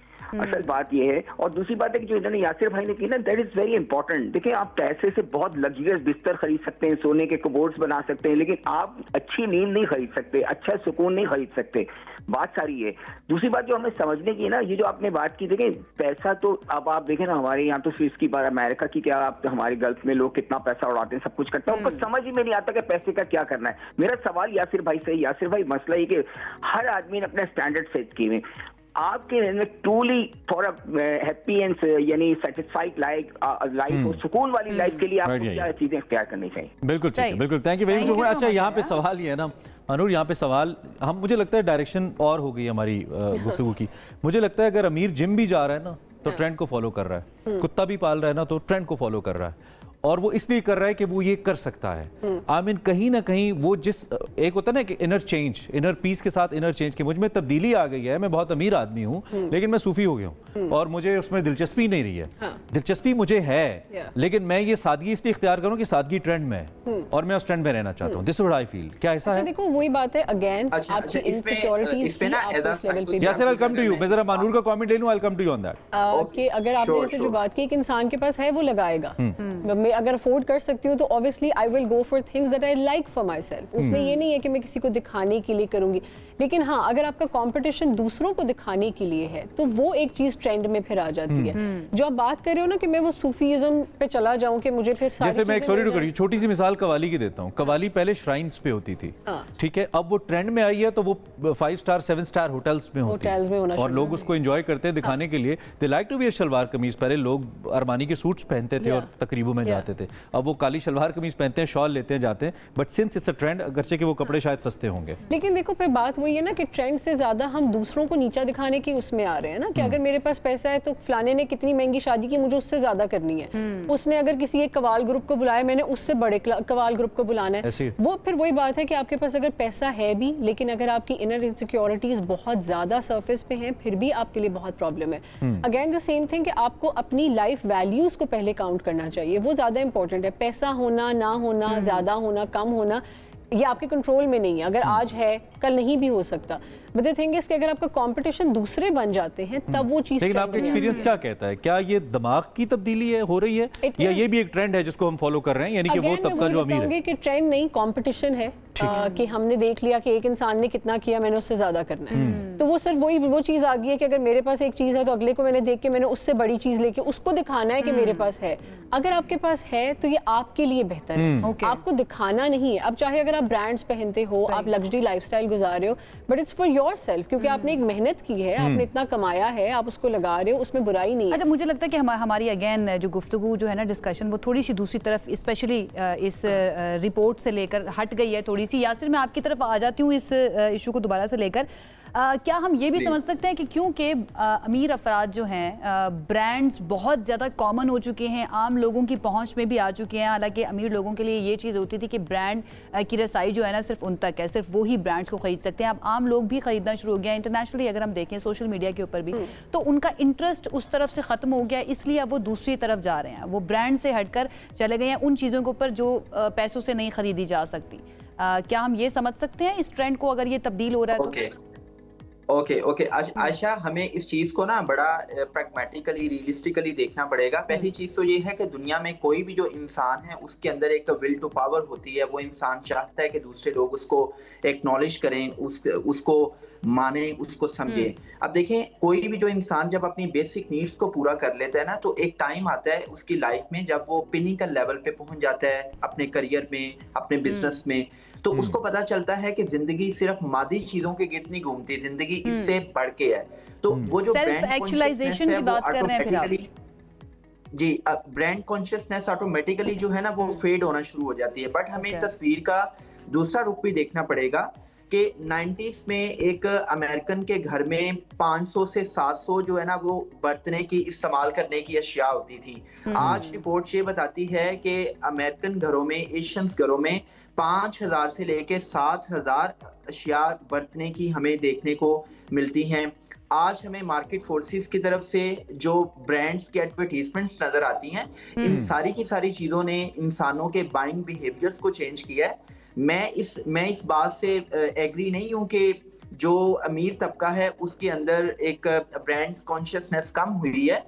ये एक बड़े ही हैंडफुल लोग हैं कि जिनके अंदर एक सेल्फ एक्चुअलाइजेशन आती है और वो ब्रांड कॉन्शियसनेस से निकलते हैं। मैं ये समझता हूँ कि जब से ये सोशल मीडिया आया है, जब से ये लाइफस्टाइल इन्फ्लुएंसर्स आए हैं, जब से ये फैमिली व्लॉगिंग स्टार्ट हुई है और जब से मार्केट फोर्सेस की तरफ से ब्रांड्स की एडवर्टीजमेंट बम्बार्डमेंट की सूरत में नजर आ रही है कि आपको 24 घंटे मैं एग्री करता हूं यासिर आपकी बात। लोग एग्जॉस्ट हो गए हैं इन मार्केटिंग टूल्स से और ये मार्केटिंग एड्स और कमर्शियल्स जो नजर आती हैं। अच्छा, हमारे साथ यासिर एक लाइव कॉलर भी हैं, बिलाल लाहौर से, उनकी भी बात सुन लेते हैं। Bilal, thank you so much for calling. बताइएगा क्या कहेंगे आप?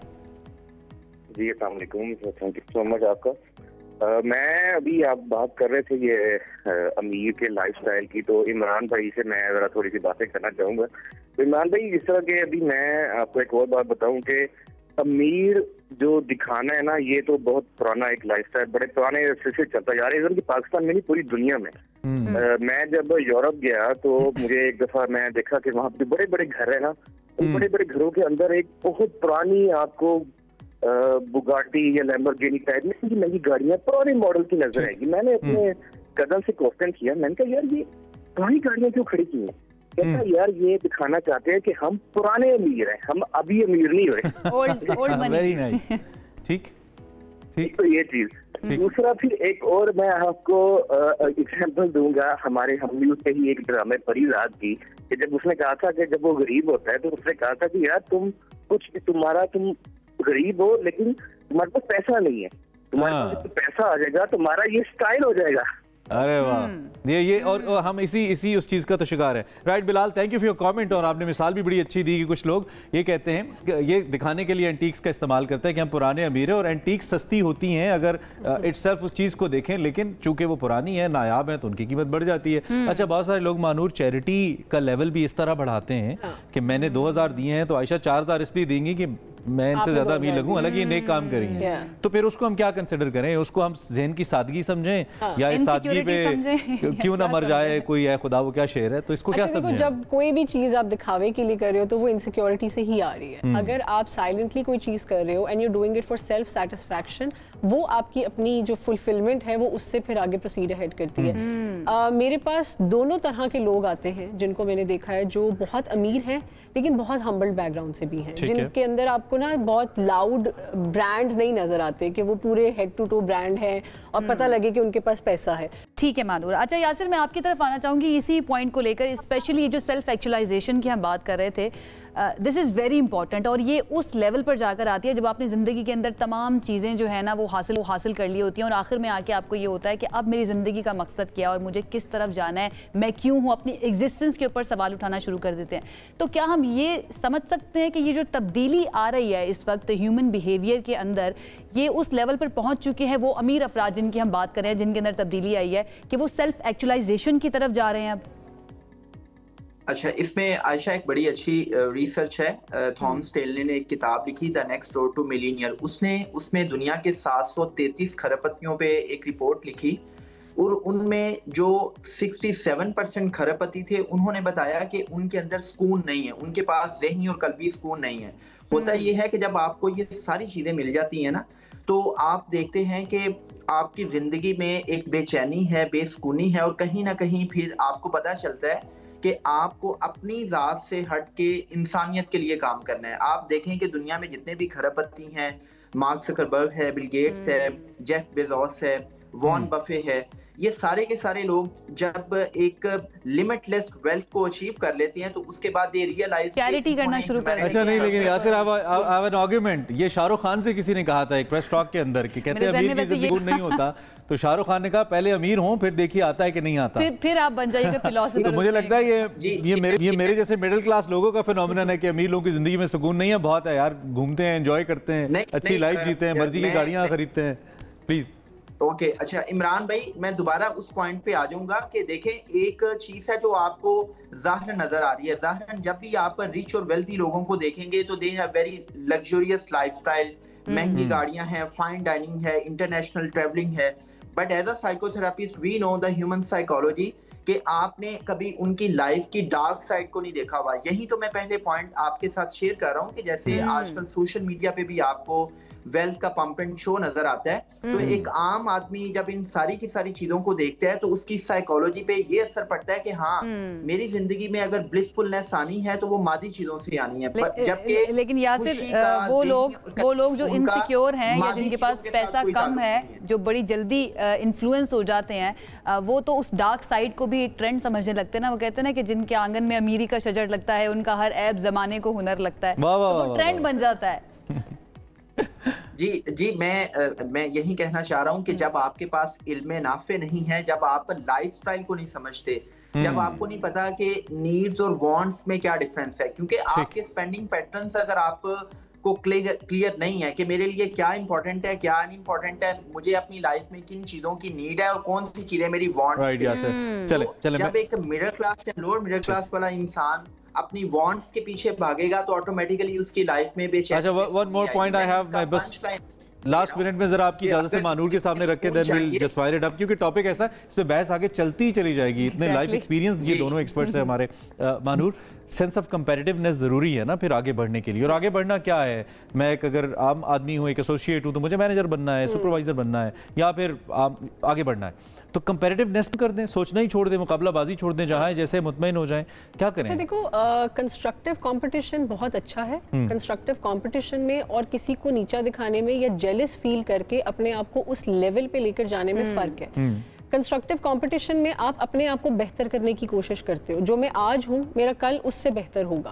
मेरा ये नहीं है कि मेरे फेलो कोलीग्स किस लेवल का मुकाबला करते हैं, अपने आप का मुकाबला, और अच्छा भी है जब आपका मुकाबला अपने आप से हो जाए कि मैंने अपने आप को ऑन डेली बेसिस किस लेवल पे बेहतर करना है। लेकिन अगर मेरा मुकाबला आपसे है कि आप चाहे जिस भी लेवल का काम कर रहे हो, मेरी एक तो एक्सेप्टेंस ना आए आपके काम की, आपका क्या एक्सपोजर है, कितना आपका काम है, कितनी आपकी कैपेबिलिटीज हैं, और फिर मैं अपने आप को ना उस लेवल पे स्ट्रेस आउट करती रहूं। मैं वो लेवल रीच करने की कोशिश करूं जो शायद मेरी कैपेसिटी में नहीं है, आपकी कैपेसिटी में, शायद मुझे टाइम लगेगा वहां तक जाने में, या शायद आप वो कभी रीच भी ना करो, क्योंकि आप अपने एक्सपीरियंस से आ रहे हो ना, आपकी कैपेबिलिटीज डिफरेंट है, मेरी डिफरेंट है, तो मुझे अपनी चीजों को, लेकिन अनफॉर्चुनेट इसमें है कि पूरी दुनिया में और डेवलप्ड ममालिक के अंदर भी आज भी लग्जरी मोबाइल फोन्स किस्तों पे बेचे जाते हैं। करना चाहूंगी यहाँ पे कि सबसे बड़ी चीज है एक्सेप्टेंस ना आना। दूसरों को देख के ना हम हमेशा अपने आप को उस लेवल पे, हमने इस चीज की एक्सेप्टेंस नहीं ली कि अगर एक इंसान के पास है तो उसने मेहनत की होगी, मैं अपनी डोमेन में मेहनत करूंगी तो मैं उस लेवल पे पहुंच जाऊंगी। अमीरी और गरीबी पैसे का नहीं है कि लोग अमीर होके अब गरीब होने की कोशिश कर रहे हैं, वो अपना लाइफस्टाइल मेंटेन करते हैं। I always believe one thing कि जिसको अल्लाह ताला ने इज्जत दी है ना, आपको भी चाहिए कि आप उसकी इज्जत करें, बिकॉज़ यू डोंट नो उसने जिंदगी अपनी किस तरह से गुजारी है, कौन-कौन सी प्रॉब्लम्स। एक चीज मैंने देखी है कि जो बहुत अमीर लोग हैं ना, उन्होंने लाउड होना छोड़ दिया है। जो एक्चुअली अमीर है ना, उन्होंने लाउड होना छोड़ दिया, लेकिन जो अभी उस प्रोसेस में ना, जो नए नए अमीर हो रहे होते हैं, उनकी आप देखोगे कि उनकी चीजों से चिंगाड़ते हैं, उनको बताना होता है कि हाँ, पाकिस्तानी अवाम में ये फिनोमेनन हम जरूर डालें कि आपको काम तो करना पड़ेगा। अमीर होना, अमीरी टर्म जो है ना, ये आपने खुद डिफाइन करनी है। जैसे आमिर खान भी वो कहते हैं ना कि आप काबिल बनो, कामयाबी आपके पीछे खुद आएगी, तो वो आपकी कैपेबिलिटीज एनहांस करो, सक्सेस या money it comes after that. Of course. I hope आपको हमारा मौजू अच्छा लगा। Yasir and Manoor, thank you very much. ये प्रेशियस टाइम आप लोग तशरीफ लाए और इस आम मौजू पे बात की। सिर्फ हम मौजूआत को डिस्कस करते हैं इसलिए कि थोड़ा बहुत हम सीखें और लाइफ में इन चीज़ों से हमें मदद मिले। हम जो जिन रवैयों को यूजुअली इतना फॉर ग्रांटेड ले रहे होते हैं, ग्रेटिट्यूड इज वेरी इंपॉर्टेंट। जो है आपके पास वो अच्छा है और काम करना छोड़ देना अपने आप को दूसरों से, इससे दूसरों को फर्क नहीं पड़ा, आप अपना सुकून बर्बाद करें। तो इट्स वेरी इंपॉर्टेंट अपनी स्किन जो है ना, उसके अंदर कंफर्टेबल रहना। एंड वन मोर थिंग, जो कहते हैं ना अमीरों की जिंदगी में सुकून नहीं है, अमीर हो के एक्सपीरियंस करें, पहले ना कहें कि नहीं है, पहले अमीर हो। एक ब्रेक ले लेते हैं, ब्रेक से वापस आएंगे, मजीद बात करेंगे। Stay with us, you watching. Break के बाद एक मरतबा फिर से खुशामदीद। अब हम आपकी मुलाकात करवाते हैं एक ऐसी टैलेंटेड तालिबा से जिन्होंने महज 16 साल की उम्र में AI की मदद से सिंधी ज़बान में पाकिस्तान का पहला कैलकुलेटर तैयार कर लिया। आपको पता है कैलकुलेटर पहले सिर्फ नॉर्मल लैंग्वेजेस में हुआ करते थे, न्यूमेरिकल में हुआ करते थे। सिर्फ 3 दिन में उन्होंने ये कैलकुलेटर तैयार किया। उन्होंने चैट GPT का इस्तेमाल किया, उसके साथ साथ मुख्तलिफ टेक्नोलॉजीज़ का इस्तेमाल किया।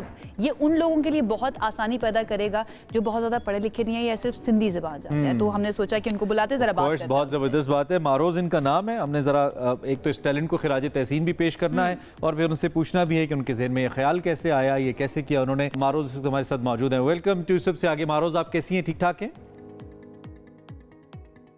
अल्हम्दुलिल्लाह मैं बिल्कुल ठीक ठाक हूँ। थैंक यू वेरी मच, आपने हमें ज्वाइन किया, बहुत अच्छा लग रहा है आपसे मिलके। ये कॉन्सेप्ट कहाँ से आपके जहन में डेवलप हुआ to develop a calculator in Sindhi language, और सिंधी में ही क्यों किया? थोड़ा सा बताइए इस बारे में हमें।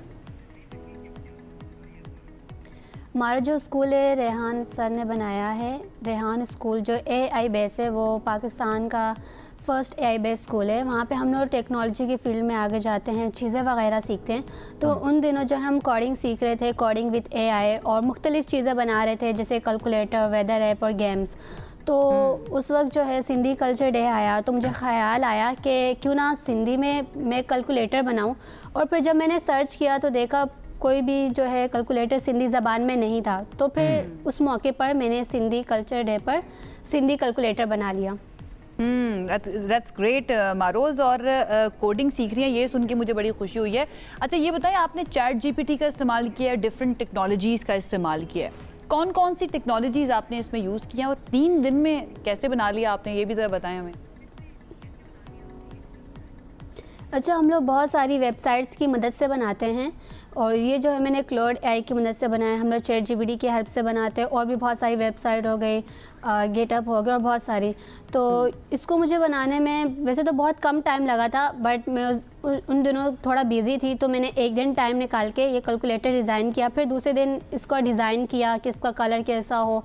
फिर अगर मैं बात करूँ तो अगर कैलकुलेट करें तो एक दिन से भी कम बन गया था, लेकिन मैं इसको हाफ डिवाइड करके थोड़ा थोड़ा काम 3 दिनों में मैंने इसको कंप्लीट कर लिया था। ठीक है, तो लोगों को, कारोबारी तबकों को या स्टूडेंट्स को ये कैसे हेल्प करने वाला है मारोज, आपका जो सिंधी कंप्यूटर है, आपके लोकल फेलोज को खास तौर पे कैलकुलेटर? ये इस तरीके से मदद करेगा, अगर कोई टीचर है या स्टूडेंट है, हम इसे स्कूल में भी यूज़ कर सकते हैं।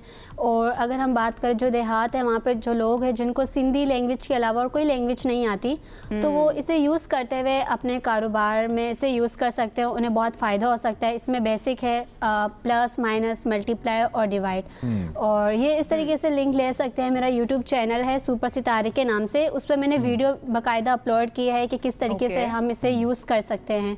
तो वहाँ पे लिंक है, आपने लिंक को ओपन करना है और फिर आपसे पूछेगा कि आप इसको डाउनलोड करना चाहते हैं, फिर आपके मोबाइल में इजीली जो ये डाउनलोड हो जाएगा। अच्छा, ओके, दैट्स ग्रेट। अच्छा, इसको लेके आपके मजीद क्या फ्यूचर प्लान्स हैं, स्पेशली कोडिंग को लेकर क्या करना चाहती हैं आप? और ये जो आप कैलकुलेटर, सिंधी कैलकुलेटर है, इसके बारे में बताएं। Is it free? आराम से आप इसको इंस्टॉल कर सकते हैं अपने मोबाइल के अंदर? कोई पैसे वगैरह तो नहीं है? वैसे तो आप खुद डॉलर में कमा रही हैं यूट्यूब चैनल से। नहीं, इसके कोई पैसे वगैरह नहीं है, बस आपने लिंक को ओपन करना है। ओपन करेंगे तो आपके पास ऑप्शन आएगा कि आप इसे डाउनलोड करना चाहते हैं, फिर आप इसे अपने मोबाइल में इजीली जो है डाउनलोड कर सकते हैं। ये एंड्रॉयड मोबाइल में जो है डाउनलोड हो जाता है। ठीक है, तो आप प्लान है आपका? हाँ, प्लान भी। और दूसरा ये भी बताइए कि आप सिंध के इलाके से, आई एम नॉट श्योर आप किस इलाके से एग्जैक्टली बताइए कभी, वहाँ पे रहकर एआई को पढ़ने का आइडिया कैसे आया आपके जहन में? और ये जो रेहान स्कूल आपने बताया आपके सर रेहान का, ये आर्टिफिशियल इंटेलिजेंस में जो पढ़ा रहा है, ये बच्चों को कितना हेल्प कर रहा है? बच्चों को एआई क्यों पढ़नी चाहिए? थोड़ा सा इस बारे में मारोज बताइए। मुझे इस तरीके से पहले जो है मैंने मैट्रिक कर ली, लेकिन उससे पहले मैं सीखना चाहती थी कि मैं जहाँ पे टेक्नोलॉजी की फील्ड में सीखूँ, प्रैक्टिकल हो सारा। तो फिर सर रेहान अल्लाह वाले को हम जो है उनसे मुलाकात हुई, उनको जानते थे। उनके स्कूल थे, कुरंगी कैंपस था और मनावर कैंपस था। फिर हमने विज़िट किया, पापा ने भी विज़िट किया, तो वहाँ पर सब कुछ प्रैक्टिकल था। और मेरी फिर अपनी ख्वाहिश थी कि मैं मैट्रिक के बाद वहाँ पर एडमिशन लूँ। फिर वहाँ पे मैंने एडमिशन लिया और वहाँ पे चीज़ें वगैरह सीखने लग गई। ग्राफिक डिज़ाइनिंग होगी, वीडियो एडिटिंग और पब्लिक स्पीकिंग, ये सब। तो सर रेहान अल्लाह वाले ने ये रेहान स्कूल इसलिए बनाया है ताकि हमारा मुल्क पाकिस्तान भी जो है वो एआई में आगे जाए, टेक्नोलॉजी में, जिस तरीके से बाकी मुल्क है। तो यहाँ पे जो है बच्चे अपनी फील्ड चूज़ करते हैं, फिर उस फील्ड में आगे जाते हैं और वो अपनी छोटी सी एज में जो है फाइनेंशियली इंडिपेंडेंट होते हैं और अपने पेरेंट्स को जो है वो सपोर्ट करते हैं। रोज़ बहुत खुशी हो रही है ये जो सारी डिटेल आपने बताई है ना, क्योंकि वक्त तब्दील हो रहा है, दुनिया तब्दील हो रही है, दुनिया के साथ खुद को तब्दील करना भी बहुत ज़्यादा ज़रूरी है। थैंक यू सो मच हमें ज्वाइन करने के लिए। All the very best for your future. ये जिन रेहान अल्लाह वाला साहब का जिक्र करके बड़ी सर्विसेज हैं, I have talk to him, हमारे सोशल मीडिया फ्रेंड भी हैं वो। और ही वाज द गाय जिन्होंने शुरू में एक्चुअली लोगों को एंटरप्रेन्योरशिप की तरफ लाने की कोशिश की, कंप्यूटर के जरिए लोगों को कि पैसा कैसे कमाया जा सकता है। आई रिमेंबर इस सेशंस ऑन अपवर्क और फाइवर इसके ऊपर। तो रेहान साहब की बड़ी सर्विसेज हैं जी, बहुत ही अच्छा है। और मारोज आपकी बहुत तारीफ है, आई बिलीव और बहुत से ऐसे बच्चे सामने आएंगे और हम आप तक लेके आते रहेंगे। डेफिनेटली आगे बढ़ते हैं जी, और आगे बढ़ के कुछ ज़रा आपकी सेहत के बारे में भी बात कर लेते हैं, क्योंकि आपको पता है कि हम सेहत से मुताल्लिक जो मसाइल हैं उनके ऊपर भी लाजमी बात करते हैं। आज हमने चूज़ किया है आयरन को, कि आयरन इंसानी जिस्म और सेहत के लिए क्यों अहमियत रखता है। अगर आपके खून में हीमोग्लोबिन की कमी हो जाए, आयरन की कमी हो जाए आपके अंदर, तो उससे आपको क्या क्या नुकसान हो सकता है, आपकी हेल्थ कितनी ज़्यादा इफेक्ट हो सकती है, और इसके साथ साथ और कौन से ऐसे मसाइल हैं जो आयरन की कमी की वजह से पैदा हो सकते हैं, इसके ऊपर बात करते हैं। थकन के बारे में हमने सुना है, हमने कमज़ोरी के बारे में सुना है, आपको चक्कर भी आ सकते हैं, सांस फूल सकता है, चेहरे की जर्दी इसके अंदर शामिल है, आयरन की कमी की वजह से हो सकती है, और एनेमिक होने में और इसके साथ साथ आयरन डेफिशिएंसी होने में, ये क्या फ़र्क क्या है? कैसी स्वेयर सिचुएशन तक आपको लेके जा सकता है ये सारा मसला। इसी हवाले से हमने बात करनी है और हमारे साथ डॉक्टर फरा मौजूद हैं, उनसे हम बात करते हैं, उनसे हम पूछने की कोशिश करते हैं क्या गाइड करेंगी। Thank you very much for your time, आप तशरीफ लाएं। थोड़ा सा हमें आगाह कीजिए, ये आयरन डेफिशिएंसी होती क्यों है, कैसे इसकी वजूहात क्या होती हैं? Okay, first of all, thank you very much for inviting me. Okay, so iron deficiency actually it's the most common medical condition है पाकिस्तान में, बहुत ज़्यादा common है। कोई मेरा दिन हॉस्पिटल में ऐसा नहीं गुजरता जिसमें हमारे पास iron deficient patients ना आए। तो basically it's because of the poor diet होता है। अगर आपकी डाइट में iron rich foods नहीं है तो that's the most common cause। और the other most common cause उसमें जो होते हैं उसमें ये है कि अगर आपको कहीं से ब्लीडिंग हो रही है तो उसमें आयरन लॉस होता है और उससे ब्लीडिंग से भी आपको आयरन डिफिशिएंसी हो जाती है। The third most common is जो आपको अगर कोई मेडिकल कंडीशंस हैं तो उससे रिलेटेड है। ठीक है, बच्चे माँ से बच्चे में भी आता है, न्यूबॉर्न बेबीज में भी, और फिर आगे उनकी सेहत के साथ ये मसला चल सकता है? जी, उसमें during pregnancy is also very important और after birth is also very important. तो ड्यूरिंग प्रेगनेंसी अगर मदर इज़ डेफिशिएंट तो वो बेबी की एक्चुअली ग्रोथ इफेक्ट हो सकती है, प्रीमेच्योरिटी, वो सारे उसके साइड इफ़ेक्ट्स होते हैं। एंड आफ्टर बर्थ देन जो रिक्वायरमेंट्स हैं, एक तो जो ड्यूरिंग प्रेगनेंसी जो डेफिशिएंसी से प्रॉब्लम हो सकते हैं, and then after the birth baby को प्रॉब्लम हो सकता है। तो ड्यूरिंग प्रेगनेंसी ये जो डिफरेंट आयरन सप्लीमेंट्स दिए जा रहे होते हैं, क्या वो कमी को पूरा कर देते हैं या फिर हमें डाइट पर ही ज़्यादा इन्हिसार करना चाहिए? उसमें हमने दोनों चीज़ों को रखना होता है, depending on how much is the iron deficiency level is. अगर माइल्ड हो तो आप डाइट से भी कवर कर सकते हैं, लेकिन प्रेगनेंसी में क्योंकि आपको कहीं भी आपकी ग्रोथ की रिक्वायरमेंट ज़्यादा है, अगर आप ड्यूरिंग जैसे प्रेगनेंसी आयरन की रिक्वायरमेंट ज़्यादा होती है actually during pregnancy, because baby is there, baby is developing, और वो सारा मदर की रिक्वायरमेंट ज़्यादा होती है, तो उसमें आपको ज़रूरत होता है एनी जो बच्चे ग्रोथ कर रहे होते हैं उसमें इंक्रीज रिक्वायरमेंट होती है, तो उसमें भी आपकी नॉर्मल से ज़्यादा आपको थोड़ा सा करना पड़ता है इन योर डाइट। अच्छा, अगर आयरन डेफिशिएंसी है तो क्या आपकी बॉडी के अंदर कौन कौन सी चीज़ें हैं जो इफेक्ट होंगी? आई हर्ड के बाल भी आपके इफेक्ट होते हैं, बहुत ज़्यादा बाल गिरना शुरू हो जाते हैं, आप बाकी मजीद बता दें। ओके, सो बेसिकली होता क्या है उसमें थोड़ा समझने की ज़रूरत है। It's very simple, very easy, actually diagnose भी हो सकता है आयरन डेफिशिएंसी, ट्रीट भी हो सकता है, एंड जो quality of life gets very better actually अगर आप अर्ली स्टेज पे उसको डायग्नोज कर लें। तो उसमें आप ये है कि जो symptoms basic iron is very important कि आपके रेड ब्लड सेल्स के लिए होती है। रेड ब्लड सेल्स वो ये है कि they supply oxygen to all your body organs. तो if you are iron deficiency आपकी जो हीमोग्लोबिन है वो ड्रॉप हो जाता है, हीमोग्लोबिन ड्रॉप होता है, लेस ऑक्सीजन सप्लाई होती है to the different body organs. अगर डिफरेंट ऑक्सीजन सप्लाई कम होएगी, जैसे ब्रेन को होएगी कम, तो उसमें आपको मेमोरी इश्यूज होंगे, हेडेक होगा, memory पे भी effect it's like from brain to all your body organs. Gender point of view से I've heard it's more in the females, right? Yeah, more in the females. Due to the blood deficiency and all. थोड़ा सा explain करें उनके लिए, आसान करें।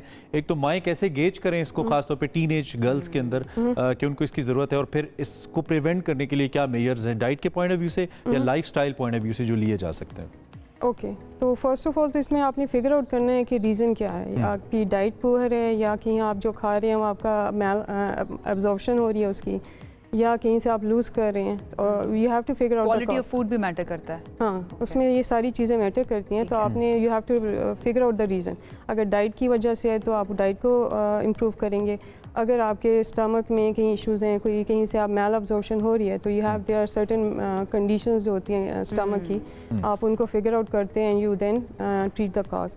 ठीक है। Are there certain symptoms, sorry to cut you, कुछ सिम्टम्स हैं कि इस बच्चे के अंदर फील हो जाए कि इसके अंदर आयरन डेफिशिएंसी है? सिम्टम्स आर वेरी उसमें ये कि आपकी दिल की धड़कन तेज़ होती है, सांस फूलता है, आपको टांगों में क्रैम्प्स होते हैं, आपको सर में दर्द, आपकी स्लीप डिस्टर्ब होती है, टायर्डनेस, फटीग, ये सारी चीज़ें सुन के मुझे लगने लगा मेरे में आयरन डेफिशिएंसी है। हाँ, तो you can even diagnose it with the symptoms कि आपको चलने से सांस फूल रहा है, दिल की धड़कन तेज़ हो रही है, टांगों में क्रैम्प्स हो रहे हैं, डिस्टर्ब स्लीप है। और एक्चुअली जो आपकी इजाज़त ज़रा एक कॉलर से बात कर लें। सीमा हमें लाड़काना से कॉल करिए, शायद कोई इशू उनका। सीमा, आपको अगर आवाज़ आ रही है तो प्लीज़ बोलिए, क्या कहना चाहती हैं? अस्सलाम वालेकुम। वालेकुम सलाम, प्लीज़ बोलिए। जी, मुझे ये पूछना था कि आयरन किस वजह से हमें मसला हो जाती है? अच्छा, ये तो हम बता चुके हैं चलिए दोबारा बता देते हैं आपको। ये भी बता देते हैं कि कौन कौन सी चीज़ें खानी चाहिए। आप सुनते रहिएगा शो। अब इस तरफ आ जाते हैं कि हमें कौन कौन सी चीज़ें स्पेशली डाइट के अंदर, अपनी डाइट के अंदर ऐड करनी चाहिए अगर आयरन डेफिशिएंसी है हमारे साथ अंदर, वो बता दें। उसमें एप्पल के अंदर होता है सो ये जो वाइट लीफी वेजिटेबल्स होती हैं, स्पिनच वगैरह, बीन्स वगैरह उसके अंदर होता है, ड्राइड फ्रूट में होता है, डेट्स में होता है, तो जो लिवर क्लेजी होती है उसके अंदर, मीट पोल्ट्री के अंदर होता है, तो ये सारी चीज़ें होती हैं। वो सबसे सस्ता सोर्स ऑफ आयरन क्या है? अगर मुझे आयरन लेना है, मैं बहुत ज़्यादा बजट अफोर्ड नहीं कर पा रहा, सबसे सस्ता सोर्स क्या होगा मेरे लिए कि उससे मैं आयरन ले सकता हूँ खाने के लिहाज से? एप्पल्स में होता है, डेट्स में होता है। I mean these are the things जो कि अगर बच्चे स्कूल भी जा रहे हैं, they can carry, females can carry easily during their work और ये वो।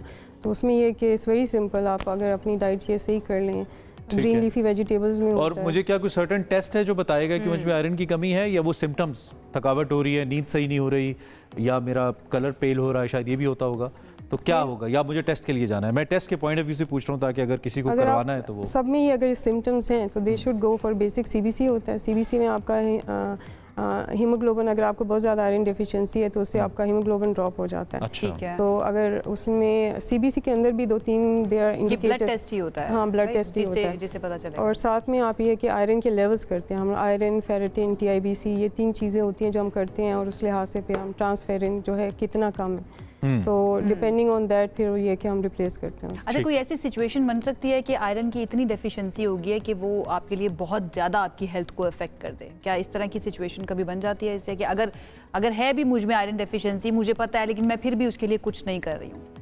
अच्छा, उसमें ये कि जो एक्चुअली दो मेन सिम्टम जो होते हैं, ये जो हमारे पास ज़्यादातर पेशेंट्स आते हैं, सीवियर डेफिशिएंसी हो जाए तो उसमें ये कॉमन होता है कि क्रेविंग फॉर आइस और जो मट्टी खाते हैं। ठीक है, अच्छा, these are the sign of iron deficiency anaemia. तो जिसमें भी हो वो अपना आयरन ज़रूर चेक करवाएं। हाथ पैर सुन होना, क्या ये भी इसके सिम्टम्स में शामिल है कि हाथ पाँव जिनके ज़्यादा सुन हो जाते हैं? वो यूजुअली ज़्यादातर बीटल वगैरह की डेफिशिएंसी से हो जाते हैं। आयरन में भी होते हैं, लेकिन जो मेन होते हैं ये दिल की धड़कन तेज होना। तो डॉक्टर फरा, जो बच्चे मट्टी ज़्यादा खाते हैं या मट्टी की तरफ क्रेविंग उनको होती है, आई रिमेंबर बचपन में मुझे भी होती थी, तो उनका मतलब है कि आयरन की कमी। और दूसरा मट्टी के अंदर एक्चुअली वर्म्स वगैरह भी होते हैं, तो वो और ज़्यादा आपको डेफिशिएंट करेंगे। और ये और during pregnancy actually is very common. Females जिनको क्रेविंग होती है आइस की, ये वो, तो उनको ज़रूर अपना आयरन वगैरह चेक करवाना चाहिए। और ठीक है, और थोड़ा सा सप्लीमेंट्स के हवाले से हमें गाइड कीजिए, क्योंकि ऐसे सप्लीमेंट्स हैं, अब तो डॉक्टर भी जब हमें रिकमेंड करते हैं ना, तो हमें लगता है कि कहीं इसको डॉक्टर को ही कोई कंपनी पीछे स्पॉन्सर ना करी, और अक्सर होता है, ये we know that. How to trust a doctor in this context, how to trust a supplement? क्या उसमें बेसिक मेजर्स क्या लें हम कि ये सप्लीमेंट ठीक है, खास तौर पे खवातीन के लिए? उसमें you have to like repeat the test. आप 14 डेज़ में अगर आपको आयरन डेफिशिएंसी से हीमोग्लोबिन ड्रॉप हो जाता है, you check it like in 14 days, अगर इम्प्रूव हो रहा है इट मीन्स सप्लीमेंट्स ठीक है। 14 डेज एक अच्छा सैंपल है इसकी इंप्रूवमेंट के लिए? नहीं, 3 मंथ्स लगते हैं एक्चुअली आयरन को टोटली रिप्लेस होने में। बट थोड़ा बेहतर अगर हो जाता है तो सप्लीमेंट्स ठीक हैं, हम ये जज कर सकते हैं after 14 days. Folic acid is good अगर I mean symptoms, if you are taking the supplements and you clinically feeling better, so and then you can repeat the test as well. ठीक है, उसमें ये कि पता लग जाएगा। फॉलिक एसिड ठीक है इसके लिए? फॉलिक, आई मीन डिपेंड्स, अगर आपको फॉलिक एसिड की डेफिशिएंसी है तो ठीक है, that is something else.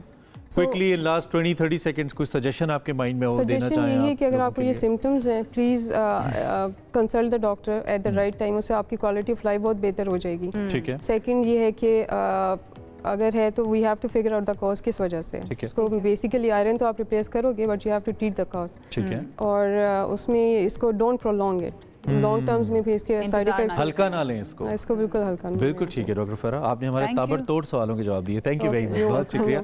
I hope आपको कुछ ना कुछ ज़रूर हेल्प मिला होगा, और सबसे बेस्ट ये है कि अपने डॉक्टर से कंसल्ट करें, टेस्ट करवा लें, एक पिक्चर आ जाए हमारे सामने, और अगर कोई सप्लीमेंट यूज़ कर रहे हैं तो आफ्टर 15-14 डेज उसको रिपीट कर लें ताकि पता चले कि इंप्रूवमेंट क्या है। अपनी क्रेविंग्स पर भी नजर रखें कि आपको क्रेविंग्स किस चीज़ की हो रही है, क्योंकि उससे भी बहुत ज़्यादा चीज़ें पता चल जाएंगी। डायग्नोज आप खुद भी कर सकते हैं, then you can go for the test, जिससे कंफर्म हो जाएगा कि बेसिकली असल में मसला क्या है। वंस अगेन थैंक डॉक्टर फरा। आगे बढ़ जाते हैं और एक इम्पोर्टेंट स्टोरी जो है ना वो जरा शेयर कर देते हैं। सऊदी अरब से ये खबर आई है जहाँ पर सऊदी हुकूमत की जानिब से एक अहम फैसला आया है कि आज़मीन हज जो है उन पर 12 साल तक की कम उम्र के बच्चे जो हैं उनको साथ ले जाने पर पाबंदी लगा दी गई है। यानी कि अगर आप हज करने जा रहे हैं और आप ये चाहते थे कि आपके छोटे बच्चे भी आपके साथ जाएं जिनकी उम्र 12 साल से कम है, तो वो आपके साथ नहीं जा सकते। ये तो बड़ा टफ हो जाएगा, जिनके बच्चे कहीं और रह नहीं सकते। 12 फैसला है, हमने आपको बता दिया। अगर आप प्लान कर रहे हैं, अल्लाह सबको जाना नसीब करे, तो आपको बता रहे हैं। दूसरा, इसी से रिलेटेड मस्जिदुल हराम और मस्जिद नबवी सल्लल्लाहु सल्लल्लाहु अलैहि वसल्लम जाने वाले खुश नसीब है, उन्होंने वहाँ मौजूद जो सब्ज़ कालीन है वो तो ज़रूर देखे होंगे, उन पर इबादत भी की होगी आई बिलीव। अब ये जो दोनों मुक़द्दस मसाजिद हैं यहाँ पे बिछाए गए इन जो सब्ज़ एक्रेलिक कालीन है, इनकी ख़ास बात यह है कि ये कालीन नमाजी जो हैं उनके आराम को मद्देनज़र रखते हुए ख़ास महारत से बनाए गए हैं और इस पर इलेक्ट्रॉनिक चिप नस्ब होती है जो इस सिस्टम से जुड़ी होती है और वो इसकी तैयारी में इस्तेमाल होती है और मदद देती है। सो इट्स प्रीटी इंटरेस्टिंग ये इसकी रिसर्च जब मैं देख रहा था। बिल्कुल ऐसे, और ये भी बताते हैं कि इसकी सफाई कब होनी चाहिए एक सर्टेन टाइम के बाद। जिस तरह से हम अलार्म लगा लेते हैं ना, ये चिप जो है ना ये अलार्म बताना शुरू कर देती है कि भाई अब वक्त आ गया, इस कालीन को धो लेना चाहिए। ये हम दिखा भी रहे हैं कि किस तरह से इसकी सफाई की जाती है। बालाजी, दोनों मुक़द्दस मसाजिद जो हैं यहाँ पर बिछाए गए 12,000 कालीनों की सफाई का अमल जो है मुख्तलिफ मराहिल से गुजरता है और पहले मरहले में कालीनों से गर्द को हटाया जाता है, धूल मिट्टी को झाड़ा जाता है और प्रॉपर इसका एक तरीका है जिसके जरिए इनको धोया जाता है। इंडीड जनाब, हमारे पास इंटरेस्टिंग स्टोरी थी, हमने कहा आप तक पहुँचाएं। आप अपना ख्याल रखिए, अच्छा सा दिन गुजारिए और कोशिश कीजिए आपकी वजह से किसी को प्रॉब्लम ना हो। कल मिलते हैं आपसे। अल्लाह हाफिज़।